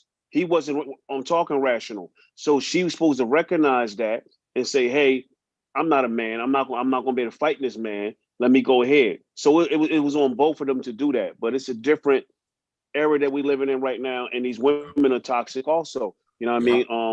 Where they you can't put fuel on the fire. You know what I mean? And like I said, I'm not saying that, he was justified by doing what he was doing. I'm definitely not saying that, because if I was in there, I would have had to jump on him myself. You know what I'm saying? But what I'm saying is, it's toxicity on both sides right now. You know what I mean? When we talk about the male and the female that's out there that's not operating from a Pan-African or African period, state of mind. They're not in their right African mind. You know what I mean? We're moving off of what you said earlier, Rebel. Off of we're being led by the world. We're being raised by the world. We are giving a culture that's so self-destructive and so demeaning and so toxic that this is the result of it that we are seeing right now. We are warring on each other. You know what I'm saying? No one respects each other, and no one wants to be the better person and just say, "Hey, you got that." You know what I mean? So let me ask this question and see if that's a fair statement for me to say. Is it a fair statement for me to say that the provider energy is for the man, that we are the providers? Facts. Well, traditionally. Right. That's fair to say? Okay, so to me, we got to figure out, how did our women become masculine in the first place? So let's go back to us talking about these black shows that showed fathers in the household. So when the father was removed, who stepped in to fill that providing masculine energy? Because we were talking about feminism and effeminization. So to me, in my opinion, these are the tenet or the fabric that's woven into feminism. I don't need a man, I got it, I can do it. The strong Black woman. Most of us was raised by, there's a lot of families filled with women. And we know a lot of them that's not married, it's just a bunch of women. But they are providing because there's no man in the household. Is that fair to say? So say, I don't think she wanted to take him on. But like Ken said, when somebody talking that jawbone to you, you're not just gonna acquiesce and kowtow and say, and because this is what this the message that is kind of sending, that our women just need to shut up when a man is talking to them. And I'm not saying that. I'm definitely not saying that. And do what they need to do, when both people need to learn that that's a woman you talking to and that's a man you talking to. He got you out. But why would you want to use that power to knock your sister out, bro? Because that, like you said, they're out of their African mind. They are mental science of the highest degree. Yeah. So both sides. Yeah. And see, and that's not what I'm saying. And I know you know me, Obasi, so I know that you know that. I want to say that for the listeners and the viewers that's out there, that is not what I'm saying, that the woman just supposed to shut up, because he's a punk, first of all. You don't argue with no woman. What are you doing arguing with a woman and letting her get you all emotional like that to the point where you feel like you're gonna get aggressive and do something physical to her? What kind of punk does that? You know what I mean? What kind of man does that, should I say? So, that's not what I'm saying. What I'm saying is that once she realized that she was dealing with somebody that was out of their mind, that was on the savage vibe, walk away from it, yo. Walk away from it. Try to at least. But I feel if once you feel like you're being disrespected, you're gonna keep on. It's only so much trying to turn the other cheek you're gonna do before you start jawing back. So you know what I mean? I'm saying. So male or female. If the women are listening, your verbiage is a weapon similar to his right arm's biceps. Exactly. Words hurt and a punch hurt. Both of them are weapons. Yes, sir. Yeah. So we got to go back. Yes. First of all, let's understand we still in the war. Because y'all talking about strong Black women, right? Mm-hmm. Okay, they get empowered by our enemy, the white man. Yep. And everybody gives them the props for that. Like they created our own country and came up. The white man gave them a lot of assistance to damage us. Yep. And since, like Obasi said, since we left and she's here by herself, she's taking assistance and mentally putting it in her own vibration that it's her. We all fucked up. I just want to say before I finish. Yeah. I agree with what you're saying, man. I just want everybody to know the white man is behind this. Yeah. Oh yeah, definitely. Oh yeah. Definitely. Playing little seeds. Behind everything. Behind everything. That justify our actions, though. And I'm gonna tell you what's even more just crazier, man. That's mind-boggling. We already divided as a people, man. We are getting more and more and more and more separated, man. Yeah. Because go ahead, boss. No, go ahead, dog. Finish the statement. I say, man, dude, we used to be a strong culture, man. No, we don't have a culture anymore. We becoming European. If you look at the world that we live in today and how they portray us, man, people would think this is our culture. What we doing now? We finally are the niggas they always called us. Yeah. But I want to go back to your statement, man, because that was something I said on our live last night, that our sisters got to understand that because they can't hurt us with their fists, you can't use them tongues, because sometimes that's how they hurt us, and that damage the relationship.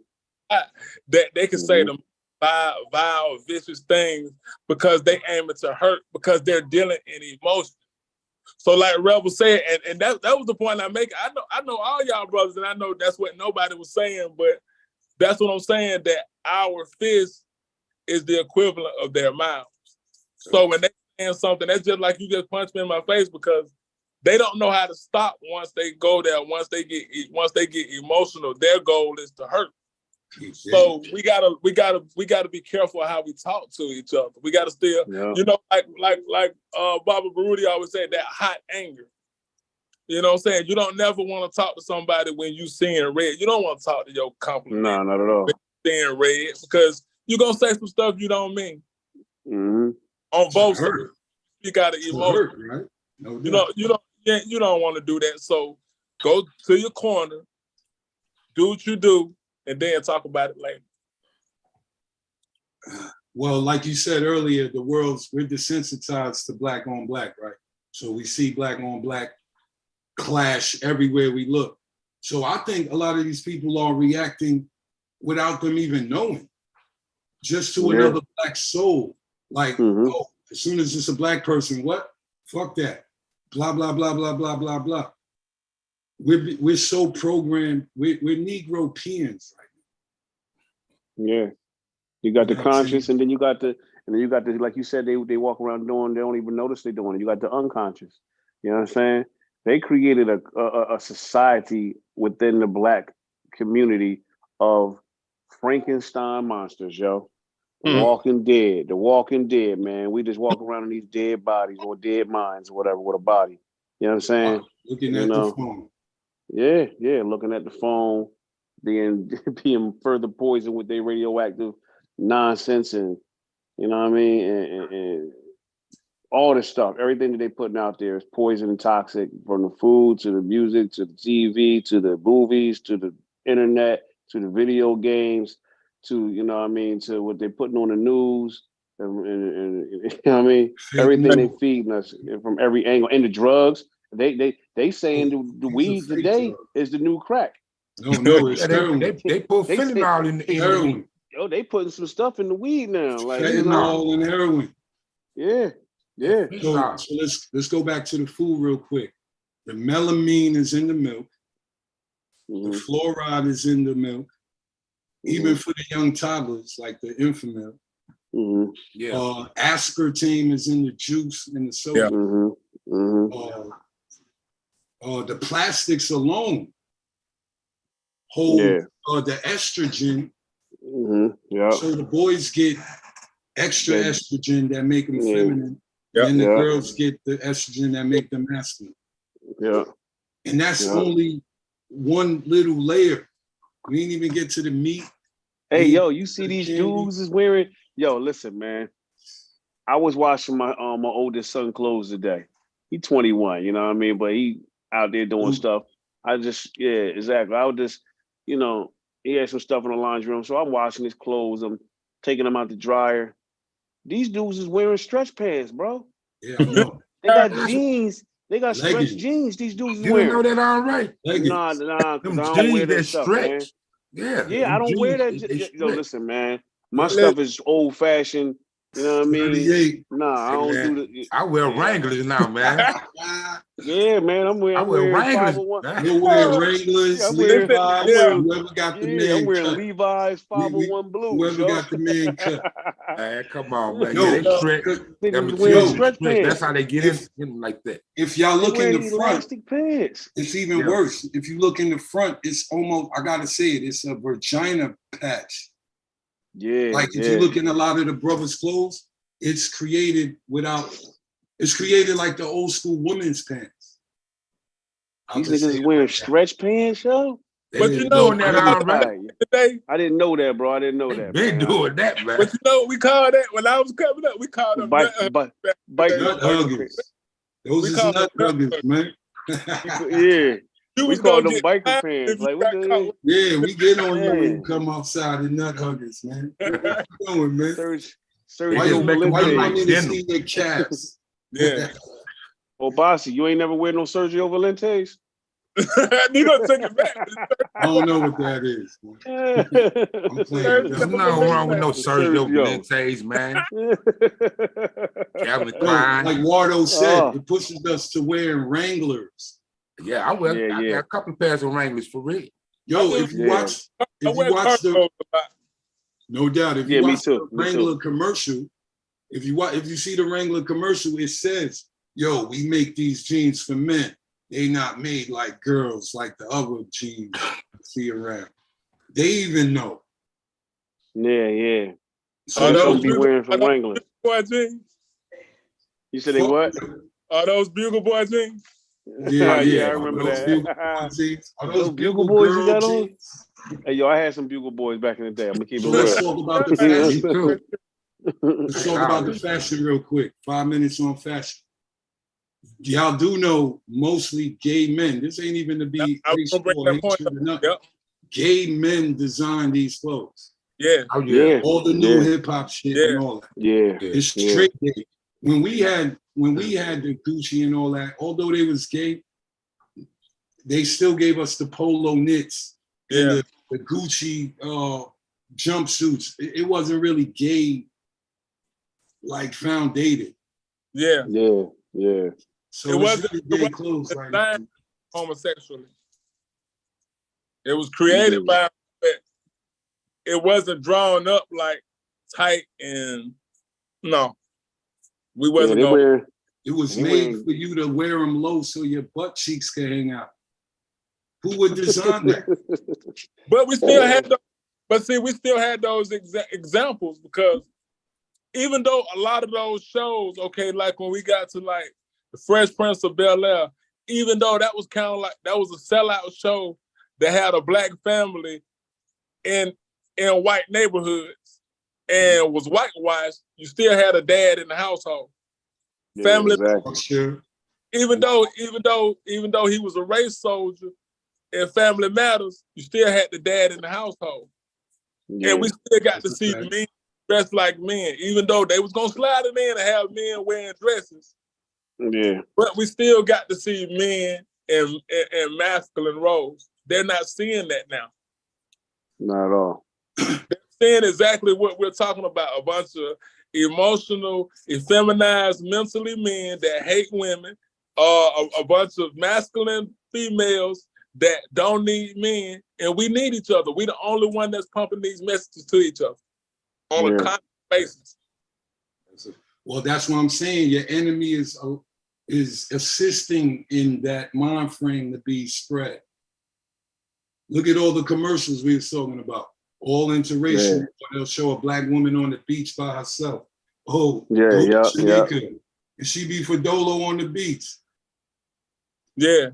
They're Yeah, assisting a lot of the in Christmas, that's spot on though. A lot of the Christmas ads where you'll see different ethnicities. You'll see Chinese with a Chinese man, white girl with a white boy, but you got a single mother with her children up there. Yep. A white boy. Or a Or white, with a white boy, right, all right. Or with a white boy. they throw that in too. Yeah. So look, we being hit by every angle. We being hit by every angle. What's some solutions to this? Like, how do we combat? Like me and Ken was talking about a solution earlier because Ken said something profound. He said, we got to have something to balance it out, Obasi. He said everything is kind of like a shit show in a way. We don't have nothing. Everything is insane. Everything is anti-us. What one component, I'll say my solution, agreeing with Ken, is like what we doing. See, we show that we don't agree. We don't agree all the time on this, but we respectfully be like, nah, I don't agree with that, bro. We not having a shit show debate where I'm trying to upstage you, I'm trying to upstage Andre, showing how black men talk about different opinions, non-emotional. That would be mine. Nah, I agree. We showing the balance because when we don't disagree, we just walk through it. I explain your level, and then if it's me, I explain mine or whoever, and we agree to disagree. Although we always come back to an agreement, regardless, because we know how to lose a thought. Right. Okay, Obasi just gave us 8 layers of the thought in a deeper perspective, so I could lose my thought on the subject. All right, Obasi, you got it. I'm gonna think like that now. Right. Same. We're bred to do that. We from that era. True communication and learning, and not being scared to be wrong. Yep. Yep. So we got humbleness in us. You know, look, we just want the truth. So wherever the truth is, we're gonna follow that. Disagree about what's been promoted for the last 15, 20 years is this homosexual lifestyle that's been imposed by Europeans, by Caucasians, globally. And we can definitely disagree, because being Pan-Africanist, you're foursquare promoting African family, a man, a woman, and children. You know, that's the desire. That's the typical, that's the historic African family, a man, a woman, and children. You know? But in this society, in Western society, not just here in America, you know, all kind of other alternative lifestyles are acceptable. Now, as you can see them all over the television, you can see all kind of deviant behavior and programming and so forth. Just like one of you mentioned, the fact that when you look at commercials now, it's a white man with black women and Asian women and Puerto Rican women and anybody else. You know, very, very seldom. I saw the other day, I was surprised, a black man and a black woman in a commercial. I was surprised. I'd be surprised too. Pleasantly surprised, but surprised nonetheless. Because all the time, everything that's being promoted consistently is interracial and alternative lifestyles. And so, really, is there anything that we can honestly do? No, there isn't. We can reject it. We can vehemently go against it. Okay? And I know you'd be labeled homophobic and anything else, anti-Semitic, maybe even, I don't know. You know, but the bottom line is, for Africans, that's what we are. We're Africans. This is not good for us.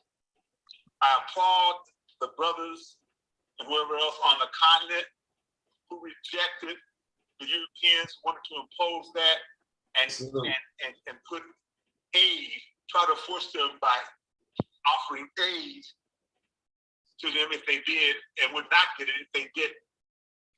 Yeah. You know? But the bottom line is that we need each other. Right. African men and women, we need each other. You know, when I look at my good brother Andre, his wife and his family is a good model, and there are others. And we need more of them. You know, but is there anything that we really can do? Just voice our concerns, but not really. You know, they have a stronghold on it now. Yeah. You know, a stronghold. Now, the only place that it should not take hold is on the continent. Yeah. Because it was never there, family. It was never there. It was imposed. Homosexuality was not something that was beginning of time. Homosexuality did occur in ancient Kemet. There is no medu nature or glyphs of men and men, and women, and men with children. Speak. But it is that in Greece. Right. You see that in Greece. Yeah. The Greeks imposed that. Later, the Romans and other Western societies imposed that shit. Yeah. Another thing that is destroying our family. So, yeah. There's really nothing we can do. That goes to the social programming, right? So all of those new mind frames are here. We're gonna ask Sunday graders in the building. All of those new minds are here. And we're taking to the European version. And just like Obasi said, but we won't need a man. So if a black woman don't need a black man, what she's she's inundated with, you know, the gay movement, the white woman's feminist movement, the girl movement just in general. It's so easy to pick us off if one of us in the barracks are thinking like the enemy. Or both of us. Even worse. We got both of us thinking like the enemy. I can't go in your phone. You can't go in my phone. What's in my phone, you can't go in it. What could possibly be in the phone that you can't go in your wife's phone or your real girlfriend's phone, vice versa? Yeah. A whole different life. Right. So everything they give us allows us to be poison and almost create another pattern of divisiveness, a whole nother world. And it's European based. Was we ever sex addicts? Because we sex addicts now. I was. I'm gonna keep it real. No, you wasn't a sex addict. You was a regular man sowing his oats. Yeah, right. Yeah. That's called sowing the oats. It's not a sex addict. Yeah. And you know what? I was sowing a lot of oats though. I was sowing a lot. We all can agree. We all. We'll do that show on that part right there. We'll do that show off YouTube. Because right. Because the aspect is, as males and men, we are supposed to provide, like Obasi was saying. Some of that provision, 1/3 of that provision is giving life to the egg, seeding the egg and creating more life. Only in this system and society is having children a problem. Sex is about the intimate relationship between you and that person that you're doing that with, and procreation. It's not. It's both of those things. It can't be just one. I mean, but there's only a certain time you can procreate. So that means the rest of the time you're doing that is to make that connection, to create that love, to bring that vibration, to build that up, to do. And we as African men, we're not monogamous. We know. But the European is, because they don't like pussy. They don't like vagina. They don't like Yanni. They like something else. But they know they have to keep going. And we could genetically annihilate them. Right. Yeah. So we took that off the wall. Right. I remember telling a rich white guy one time, I said, yeah, I got 10 children. He said, oh no, you gotta go get that clip. He was so afraid that a black man like me had 5 other boys like me coming out of me, ready to do them like I'm doing me, which means he knew he was out.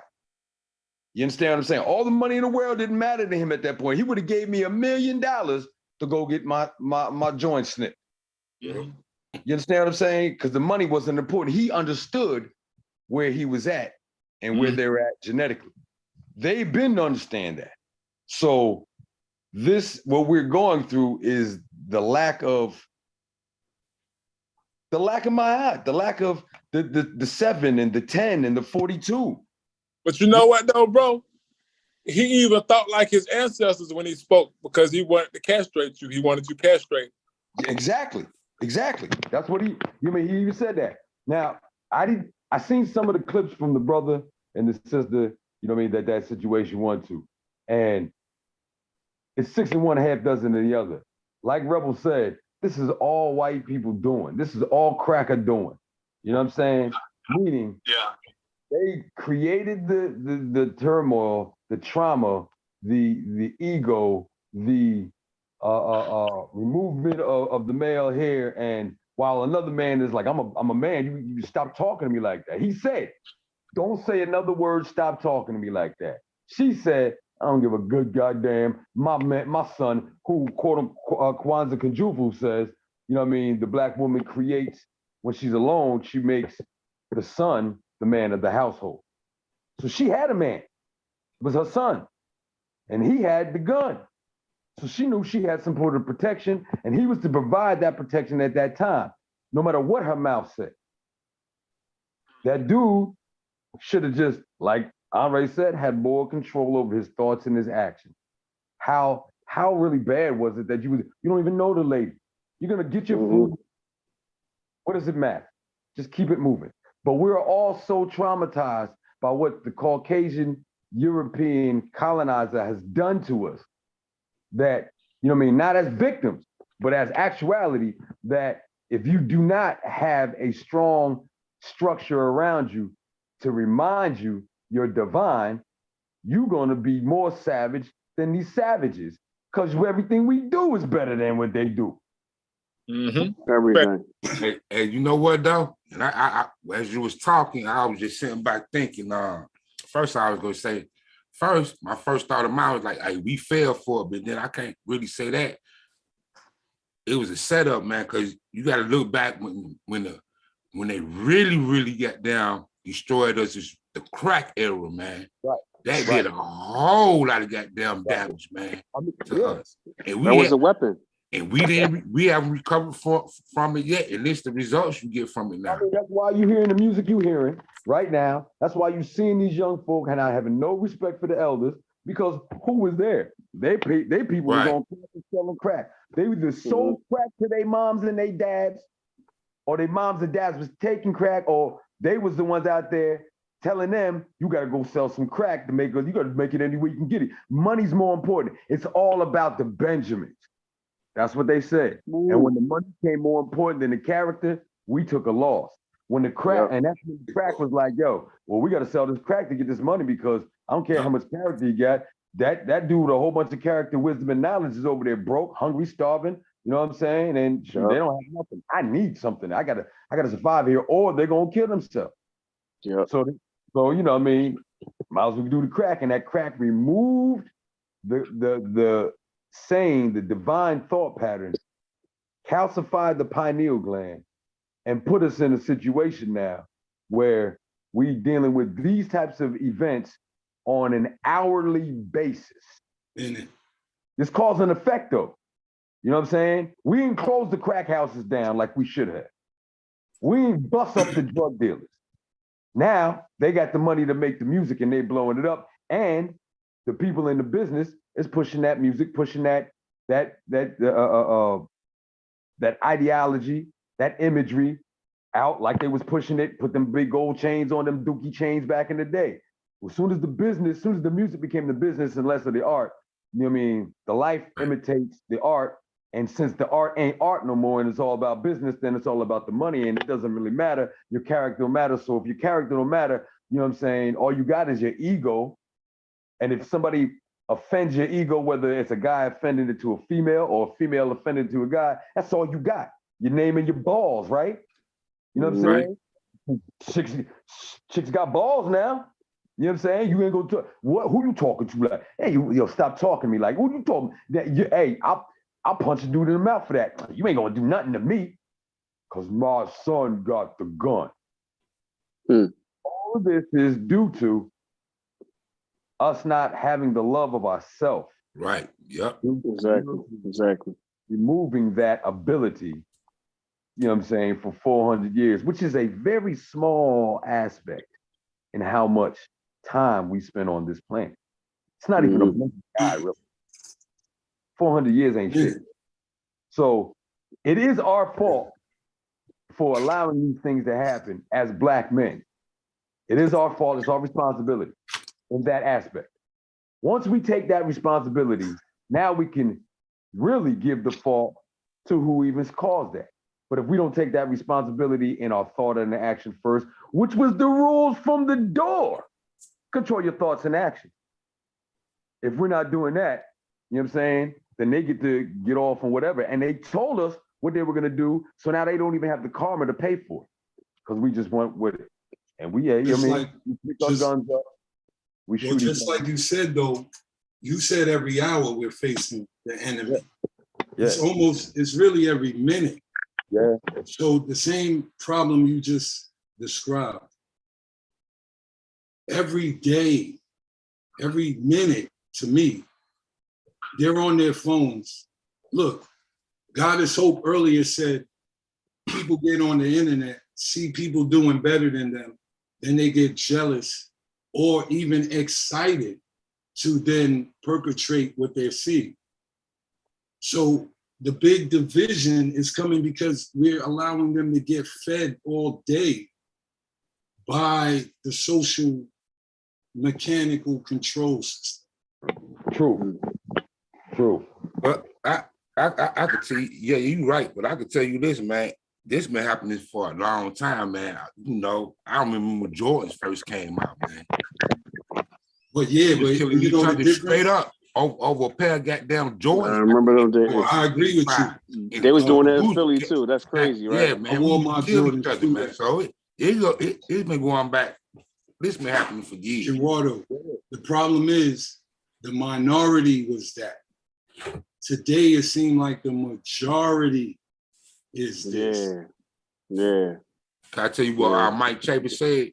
What up, Mike? He said, Chambers Peace in to the the God, building. Mike. word up. Vengeance. Great power comes great responsibility. He said, oh boy, was dead wrong. I agree. Yes. We all agree with that, Mike. Yeah. We say both of them was wrong because they wasn't practicing my art. Okay. I really thank all of y'all for allowing me to be a part of this conversation. I look forward to having more with you brothers in the very future.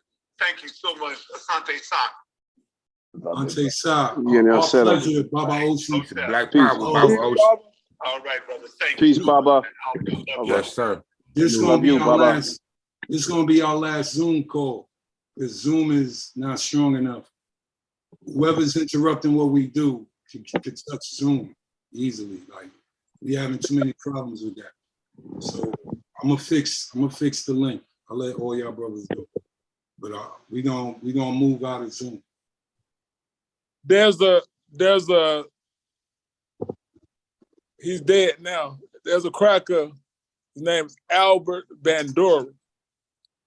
And he's like the white people's version of Amos Wilson. He's like Amos Wilson to the white people. And he was in the social engineering. And I was watching him as he was saying how they constructed families through soap operas. How they shaped the mind through soap operas. Mm-hmm. And he said, depend on what you desire to do, you need a model. Yeah. You need a model for everything that you're doing. Okay, so let's go back to what we said, the crack era. In order to get crack pushed the way they did, they needed a what? A model. Yeah. So as they weaponized music and they used models, now we watch stuff like Snowfall, and we watched those shows and we saw what it did to the Black community. We saw how what we talking about right now, how we're divided, that's what it did. But as they use people, because it was like really, like it's really before this, but I'm gonna go to the trap music and ATL. I'm gonna go to T.I. and 24s, how when that hit down here. I'm gonna go to Jeezy and trap music. Trap or Die. I know a lot of brothers that went to prison behind Trap or Die.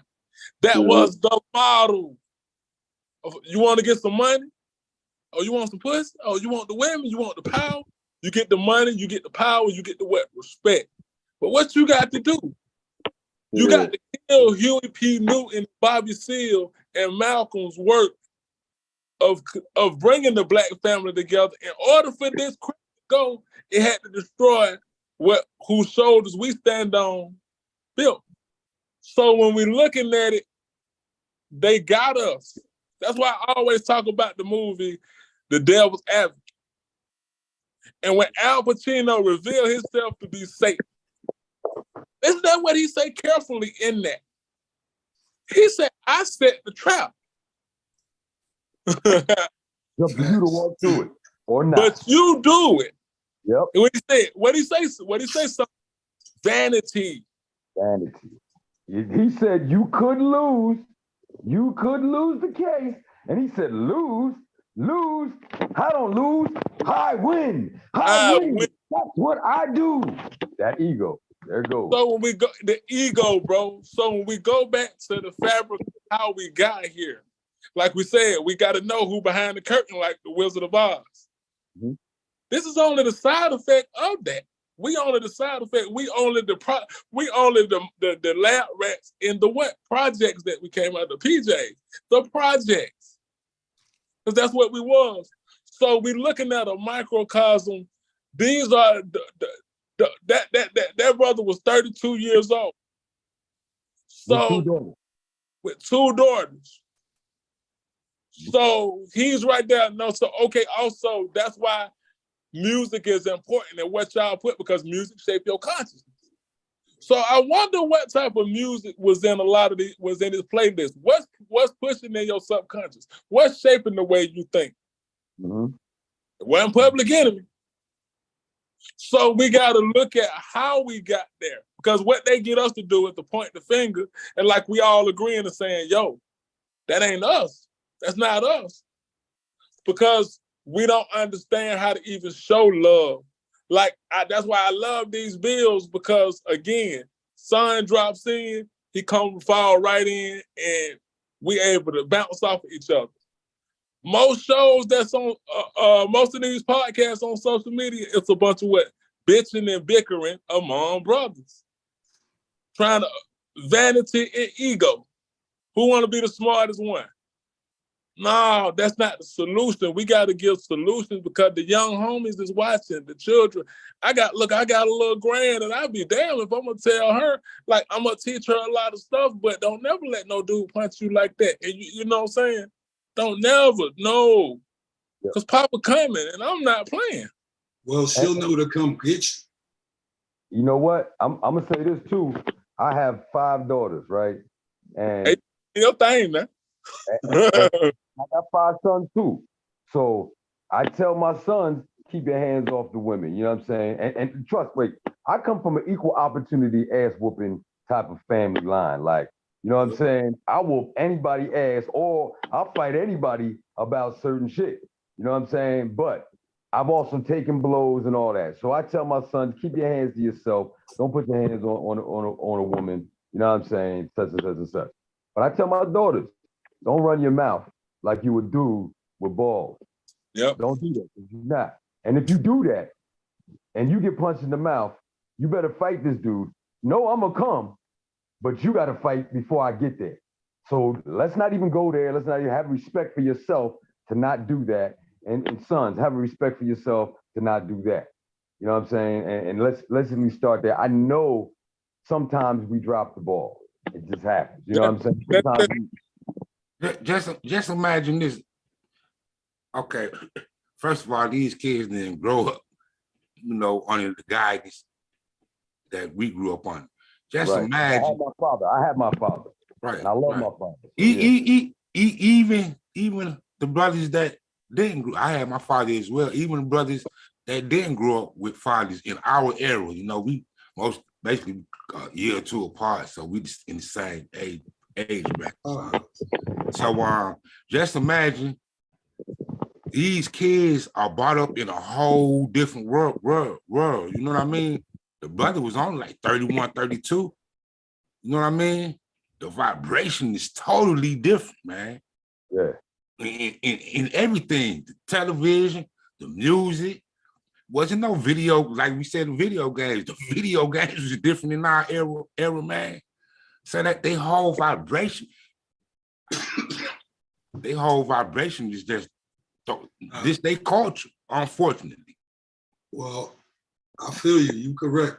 But like Obasi said, look, we used to have bad influences, right? How did you get in trouble? Because the dude up the block, you started hanging out with the kids up the block, they get you in trouble. That's a bad influence. So just like Obasi said, who was Duke's role models? That's what it is, for him to hit the lady. But who was her role models? Since we know all the reality shows got chicks throwing wine and all that shit. Look at and all that that good show, shit. right? Who was her role models? Mm-hmm. For her to react to the situation similar to her. Man. Both is wrong. Both is wrong. Both, yeah. Right. Yeah. But both is under the spell. Yep.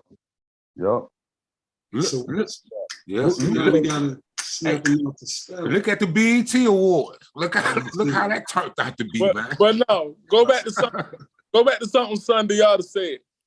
He said he teaches his sons, don't put your hands on women. But also what got to be told, don't put your hands on men. Yeah. Keep your hands because a lot of them, they get beside themselves and they'll smack dudes, and because dudes they keep going. See, we gotta keep the brand fresh now. They keep going. And it's only sometimes so much. And listen, my mom's second husband used to beat the hell out of my mom. I was small. And my mom stayed for a while. And she told me when I got older, she said, she left one day, they were fighting, and my older brother grabbed the plastic bat and started hitting him. She said, I knew it was time to go when my children got involved. So I'm always gonna be like that, because when you grow up seeing that, he came from a woman. So we gotta respect. Maya is a woman. So we always gotta give them respect off top, because none of us would be here without a woman. But they gotta learn they have to learn to not bow down to us, but to respect us. Don't use your tongue, like I said earlier, don't use your tongue to whoop us. When I confide in you and tell you something, dear, when you get mad, don't throw it up and hurt me with it. All of these things are dividing forces because we don't know how to communicate, and we just deal with it, and we want to hurt each other. We can't. That's why we're in last place. And look, I'm very competitive. I hate to lose. You just said because we don't know how to communicate with each other. Man, we don't even have no community these days, man. Right. Come on, man. Yeah, it's deep. Man, we don't even know our damn neighbors. Right? We didn't grow up like that. No, we didn't, bro. Come on, man. It's like the whole... But man, you just like, I don't even know what to say no more, man. Yeah, go ahead, bro. One of us was saying, though, Watto, individualism. They got us inspired to individualism. Yep. Now, why we even want to know our neighbor? We don't even want to know them. Yeah. Kwame Ture said there ain't but two aspects. There's capitalism and African socialism. Everything is built off of those two things. Right. And they're both polar opposites of each other. We in a capitalistic society, so to tell them to be more socialistic in movement don't make sense to them, because why would I do that? We run off of capital, and capital is, step on the person underneath you to get to the top. Yeah. The community is, we ain't trying to get to the top, we in a circle. If we get to the top, we the top together. We gonna help each other. If we stepping on somebody's back and stepping on their shoulders because they put themselves there to do that, and then we turn around and pull them up, let them go. That's how we do. But that's how we did it. But that ain't how we do now. And you're right. There's this capitalistic society, capitalistic thought pattern. I gotta get mine. You know what I'm saying? I love Pac, but gotta get mine. But when he thought about it. You know what I'm saying? I get mine, but get yours. He didn't say, I'm gonna get mine and fuck you. He said, I'm gonna get mine, you get yours. You understand what I'm saying? But we need to get ours together. What is it? It's us. So if it ain't us, then it ain't us. It's them. That's just what it is. You know what I'm saying? And I was watching Killer Priest, and he was talking about his show. I think it was Wednesday or something like that. They were talking about this that incident. And one of the brothers on there brought up the point that the reason why this man felt so okay to do that is because he's already doing that at home. Right. And in the background, his woman was edging him on. Told y'all, yeah. Like, yo, they got back in the car, she was gonna say, as much as you put your hands on me and you know me, you ain't know this bitch and you let her talk to you like that. Now, if he don't, the reason why he felt like he might have had to do that, and I don't know, I wasn't there, I'm not him, but if she's talking like that, you know what I mean? He gonna have to deal with that when he get home. So now he got to do something. That's why he was begging her, don't say another word. I got to do this. If I don't, I'm in trouble when I get to the crib. So she Jada Pinkett him? Yeah, she was. She Yeah. Jada Pinkett him? Yeah, you remember earlier when we opened the show up, I was like, she was the one with the that was filming it and say, yeah, oh yeah, you did say yeah, that. yeah. Then why she ain't fight the girl? Right. Man, I hate to she say it wanted like to record that. it. She wanted to record it like everybody else do. Yep. Come on, man. Yo, This that's shit, crazy. No this shit sick. responsibility behind any of that. Now you're gonna be crying about, oh, they done killed my baby daddy. And yo, you killed your baby daddy. Yeah. You asked them on to do that. Yeah. You know what I'm saying? This is the issue because there was a drama that you was like, oh, you was offended. Oh, we about to go viral on this. Yeah. It went viral. Yeah, you went viral, all right. By yourself now. Now you really an independent black woman. For real. You know what I mean? What's crazy, he put it on his grandmama. He put it on grandma. He said, oh, my grandma. He put it on the woman. See, we got to see the sickness in this. Yeah. Looking at the whole totality of this. Yes. That's what the youngins say. They say on my dead. Word to my dead. So we're using That's the line. in a capitalistic colonial system that they built the sidewalks for us to walk on because they knew we was coming. They've already dealt with us before as Pan-Africans for 100 years.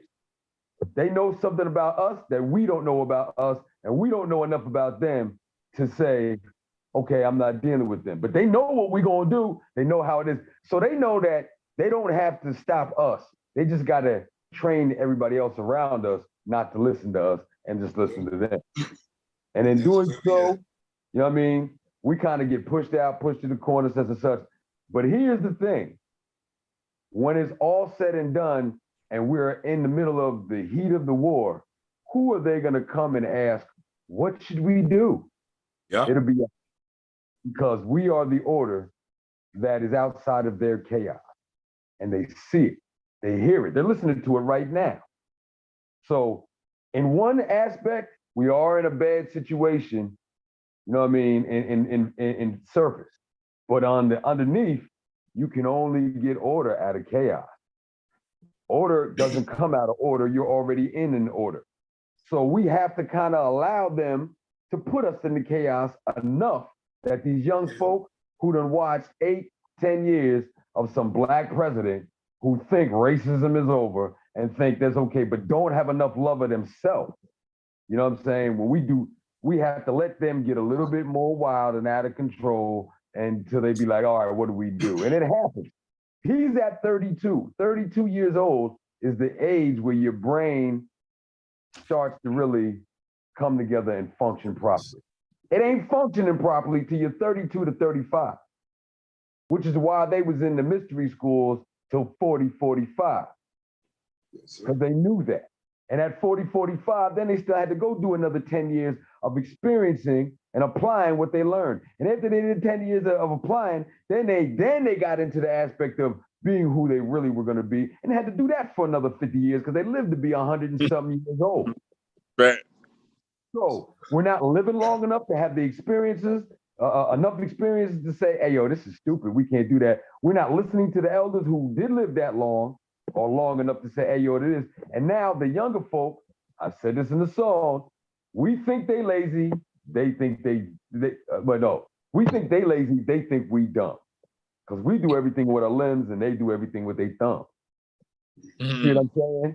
So we are now in a situation where all mental control over who we are is now being usurped, has been usurped, and is completely under their rule. And they give the black woman the education over the black man while he's either removed, put in jail. She's got the control and the power without the full understanding on what to do with that type of power. She wants to be where white men are. Right. You understand what I'm saying? That's why she went to the white man's education system. And now that affirmative action is fucking over, maybe we won't get as many black women in college educated and outside of where we are. Maybe we create our own true universities where we study the universe, spirit, mind, body, and we get this thing forward together again. So every time it gets bad, all I really see is the opportunity for us to really fix it, and they fucking it up. They fucking up by making it bad, thinking, oh yeah, we're gonna grow. No, no, no. You made it bad with disco. Disco got rid of soul. You know what I mean? Was trying to get rid of the soul. So disco was all about debauchery.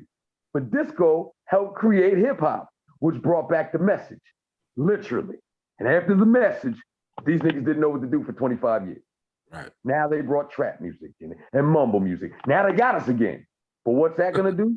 That's creating a more of a, hey man, the purists is like, nah, we ain't having it. Vengeance is like, nah, nigga, we ain't having it.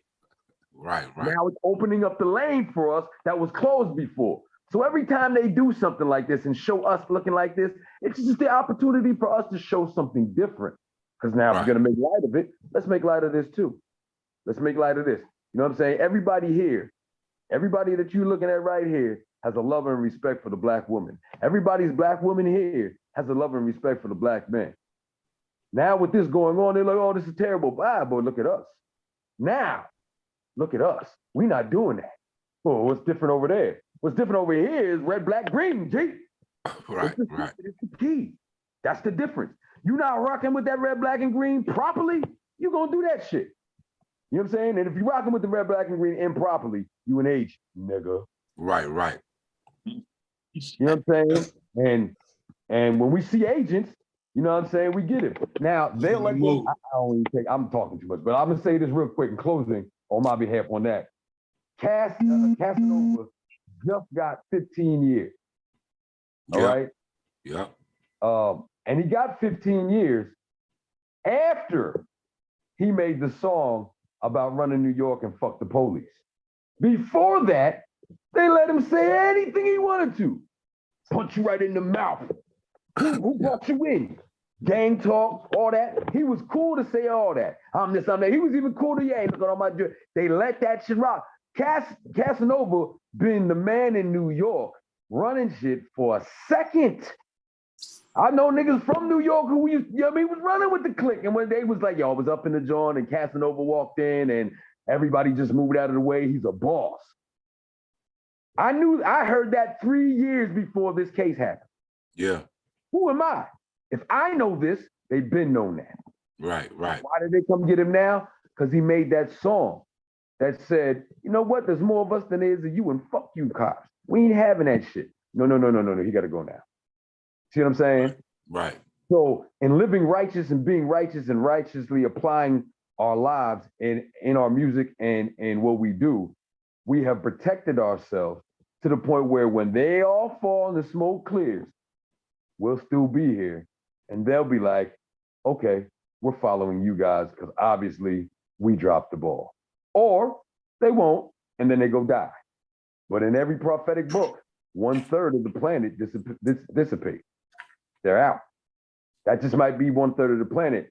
But we only need 1,000,000,008 million for us to come together and be in God's mind again. Right. We have a comment on Facebook. We got one comment on Facebook of Richard Sheffield. He said we have to deal with the reality of mental side. Too many forms are just on long diatribe of the nigga done it. In organic context for analysis is a must. Nah, it's information overload. Right. And if you look at, I keep saying the science of Instagram is a flicker rate. So you constantly are erasing a part of your thought patterns just because you're flicker rated. Look that up, y'all. The flicker rate, and then look at your Instagram and you'll know what I'm talking about. Sundiata, that was perfect to end the show. We got about a few minutes, 3 minutes left. Everybody give a remedy. You got 30 seconds, 40 seconds. Give the people a remedy of what one can do in life, no matter what pattern it is. Husband, the streets, relationships, whatever. Everybody give one jewel away, or what somebody lost might could do to help themselves start to come out of this. I can say one thing, man. First, you got to love yourself. Period. We got to learn how to love ourselves again. Yeah. I'm going to say what I said before, 7, 10, 42. Red, black, green. These are my beliefs. Until you actually apply these, there is no solution. Like, there is no other solution. Everything else is their solution. And like I said, slave master never gave proper solution. Why the fuck would he? So the 10 laws of the universe, the 7 laws, the 10 virtues of Ma'at, and the 42 laws of Ma'at. Follow them on a daily basis. You don't never do none of this shit that you see these people doing. Never will you do any of the things. And then understand that the blood is the thing that connects us all together and connects us to our divinity, which is the melanin, which is the connected to the universe. And the green is the land that we were here to preserve and to live with. And when you're doing these things and recognize your history and all of that, you will walk the right path no matter what they're doing around. Right. I agree. 100% agree. Muted, Obasi. Okay. Say, fix your mental health. Mental health is cool. Get therapy. Therapy is cool. You know, like that brother that commented and said, we gotta address the mental side. Deal with yourself. My brother Wado said, love yourself, deal with yourself. If you can't put up with your shit, why somebody else want to put up with your shit? Yep. I got one real quick. Turn the internet off. Literally turn the internet off so you can do what Kinwado said. You can instill what Sundiata said, so you can see what Obasi gave you. My advice to the world is turn the world off. The Bible even said it. You're supposed to be in the world, not of the world. Yep. Correct? Yep. We of the world too much. I don't even know if I'm looking at blacks no more. I see white people when I look at blacks. So I don't know how that works. But my advice is to turn the internet off. Nah, you're right. Turn the internet off for a week and see what life has for you without the internet even involved in anything you do. 1 week, 7 days, really 2 weeks.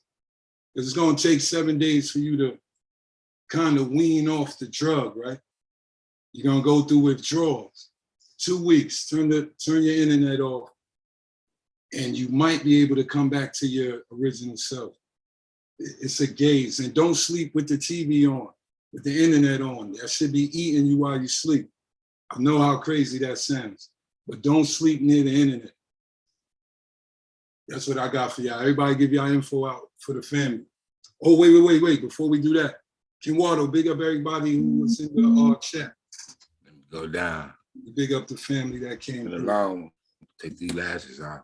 Of course, the brother Lee Clinton. Lee Clinton in the building. Queen Goddess Hope. Goddess Hope. Our sister, Mental Son. What up, sister? Tell Mental we said what up, though. Mental Son. Word up, man. That's the text. Oh, I am. I am. So that's the name. I am. Sounded great, but he would us now. Always. Who else we got? We got a couple of more. Mike Chambers in the building. Of course, Mike Chambers, man. Benjis. Benjis, you know what I mean? Outlaw BG. RBG for life. Word up, man. Yeah, man. Thanks for coming on the And show. I see my man Jack Kim in the building. Oh yeah, Jack Kim.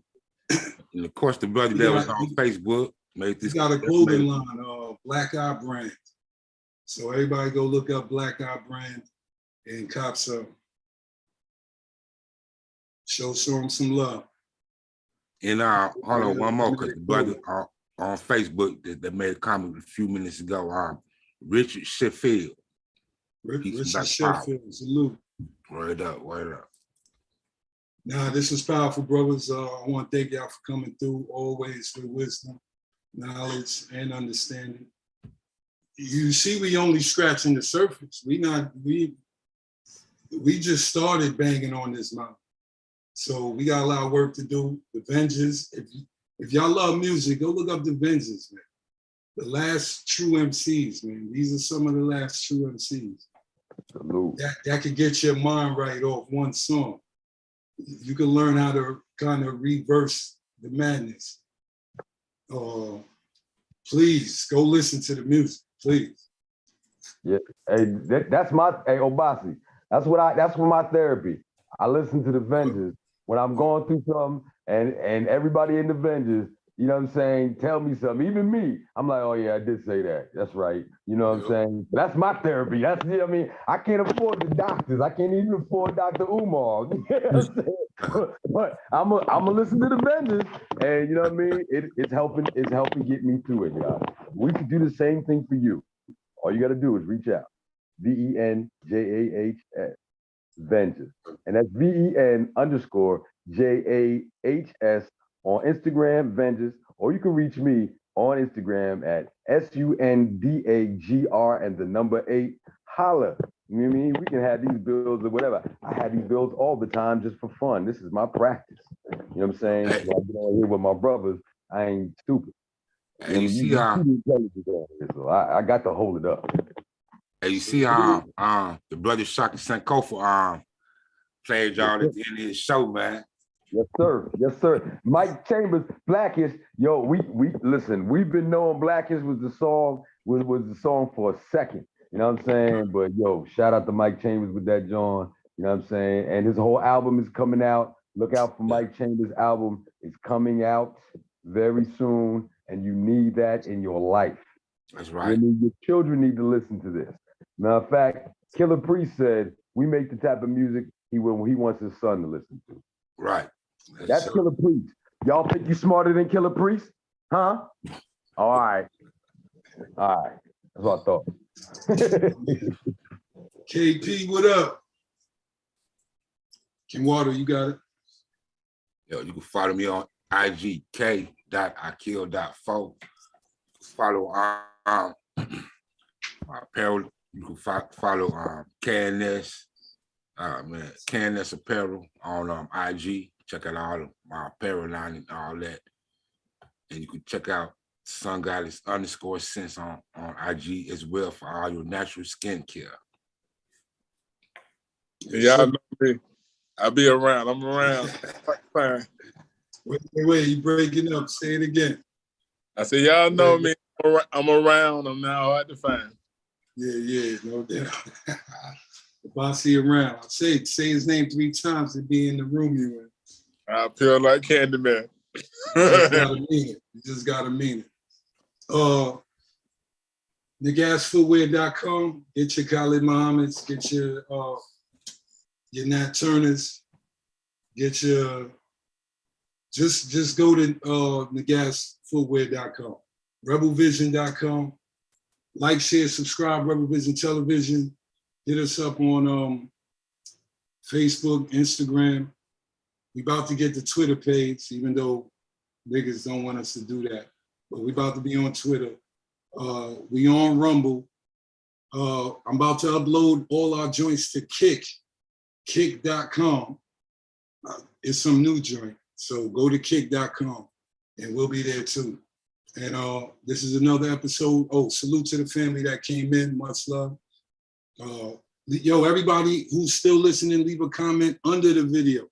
Put us under the video. So everybody who can hear me now, put us under the video. We need the algorithm help. They shadow banning us. The shit is real. I might put the video out that proves it, just to show how they shadow banning us too, which is great. Shout out to our brother Knowledge. He wasn't in the building tonight, but shout out to my bro Knowledge.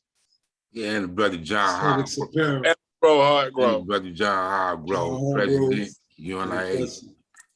UNIA, ACL. Confident Woman. I want to thank Confident Woman and the Oh, UNIA. yeah. Last week we fed the people in what was Yeah. the park? Fed and clothed the people, man. Fed and closed the people. And What our was the next park? one's gonna be July 16th at Woodruff Park, downtown Woodruff ATL. Park. Yes, sir. Yeah. Yes, sir. So salute them. I think she's gonna be the guest on Sunday for Real Sisters Code. That's cool. That's dope. So King Champs, Rebels Roundtable, Real Sisters Code. This is Rebel Vision. I'm Rebel with a cause. And I'm Brother King, why do I kill? And we out of here, yo. Us. Us. Peace to the God, Obasi. Us.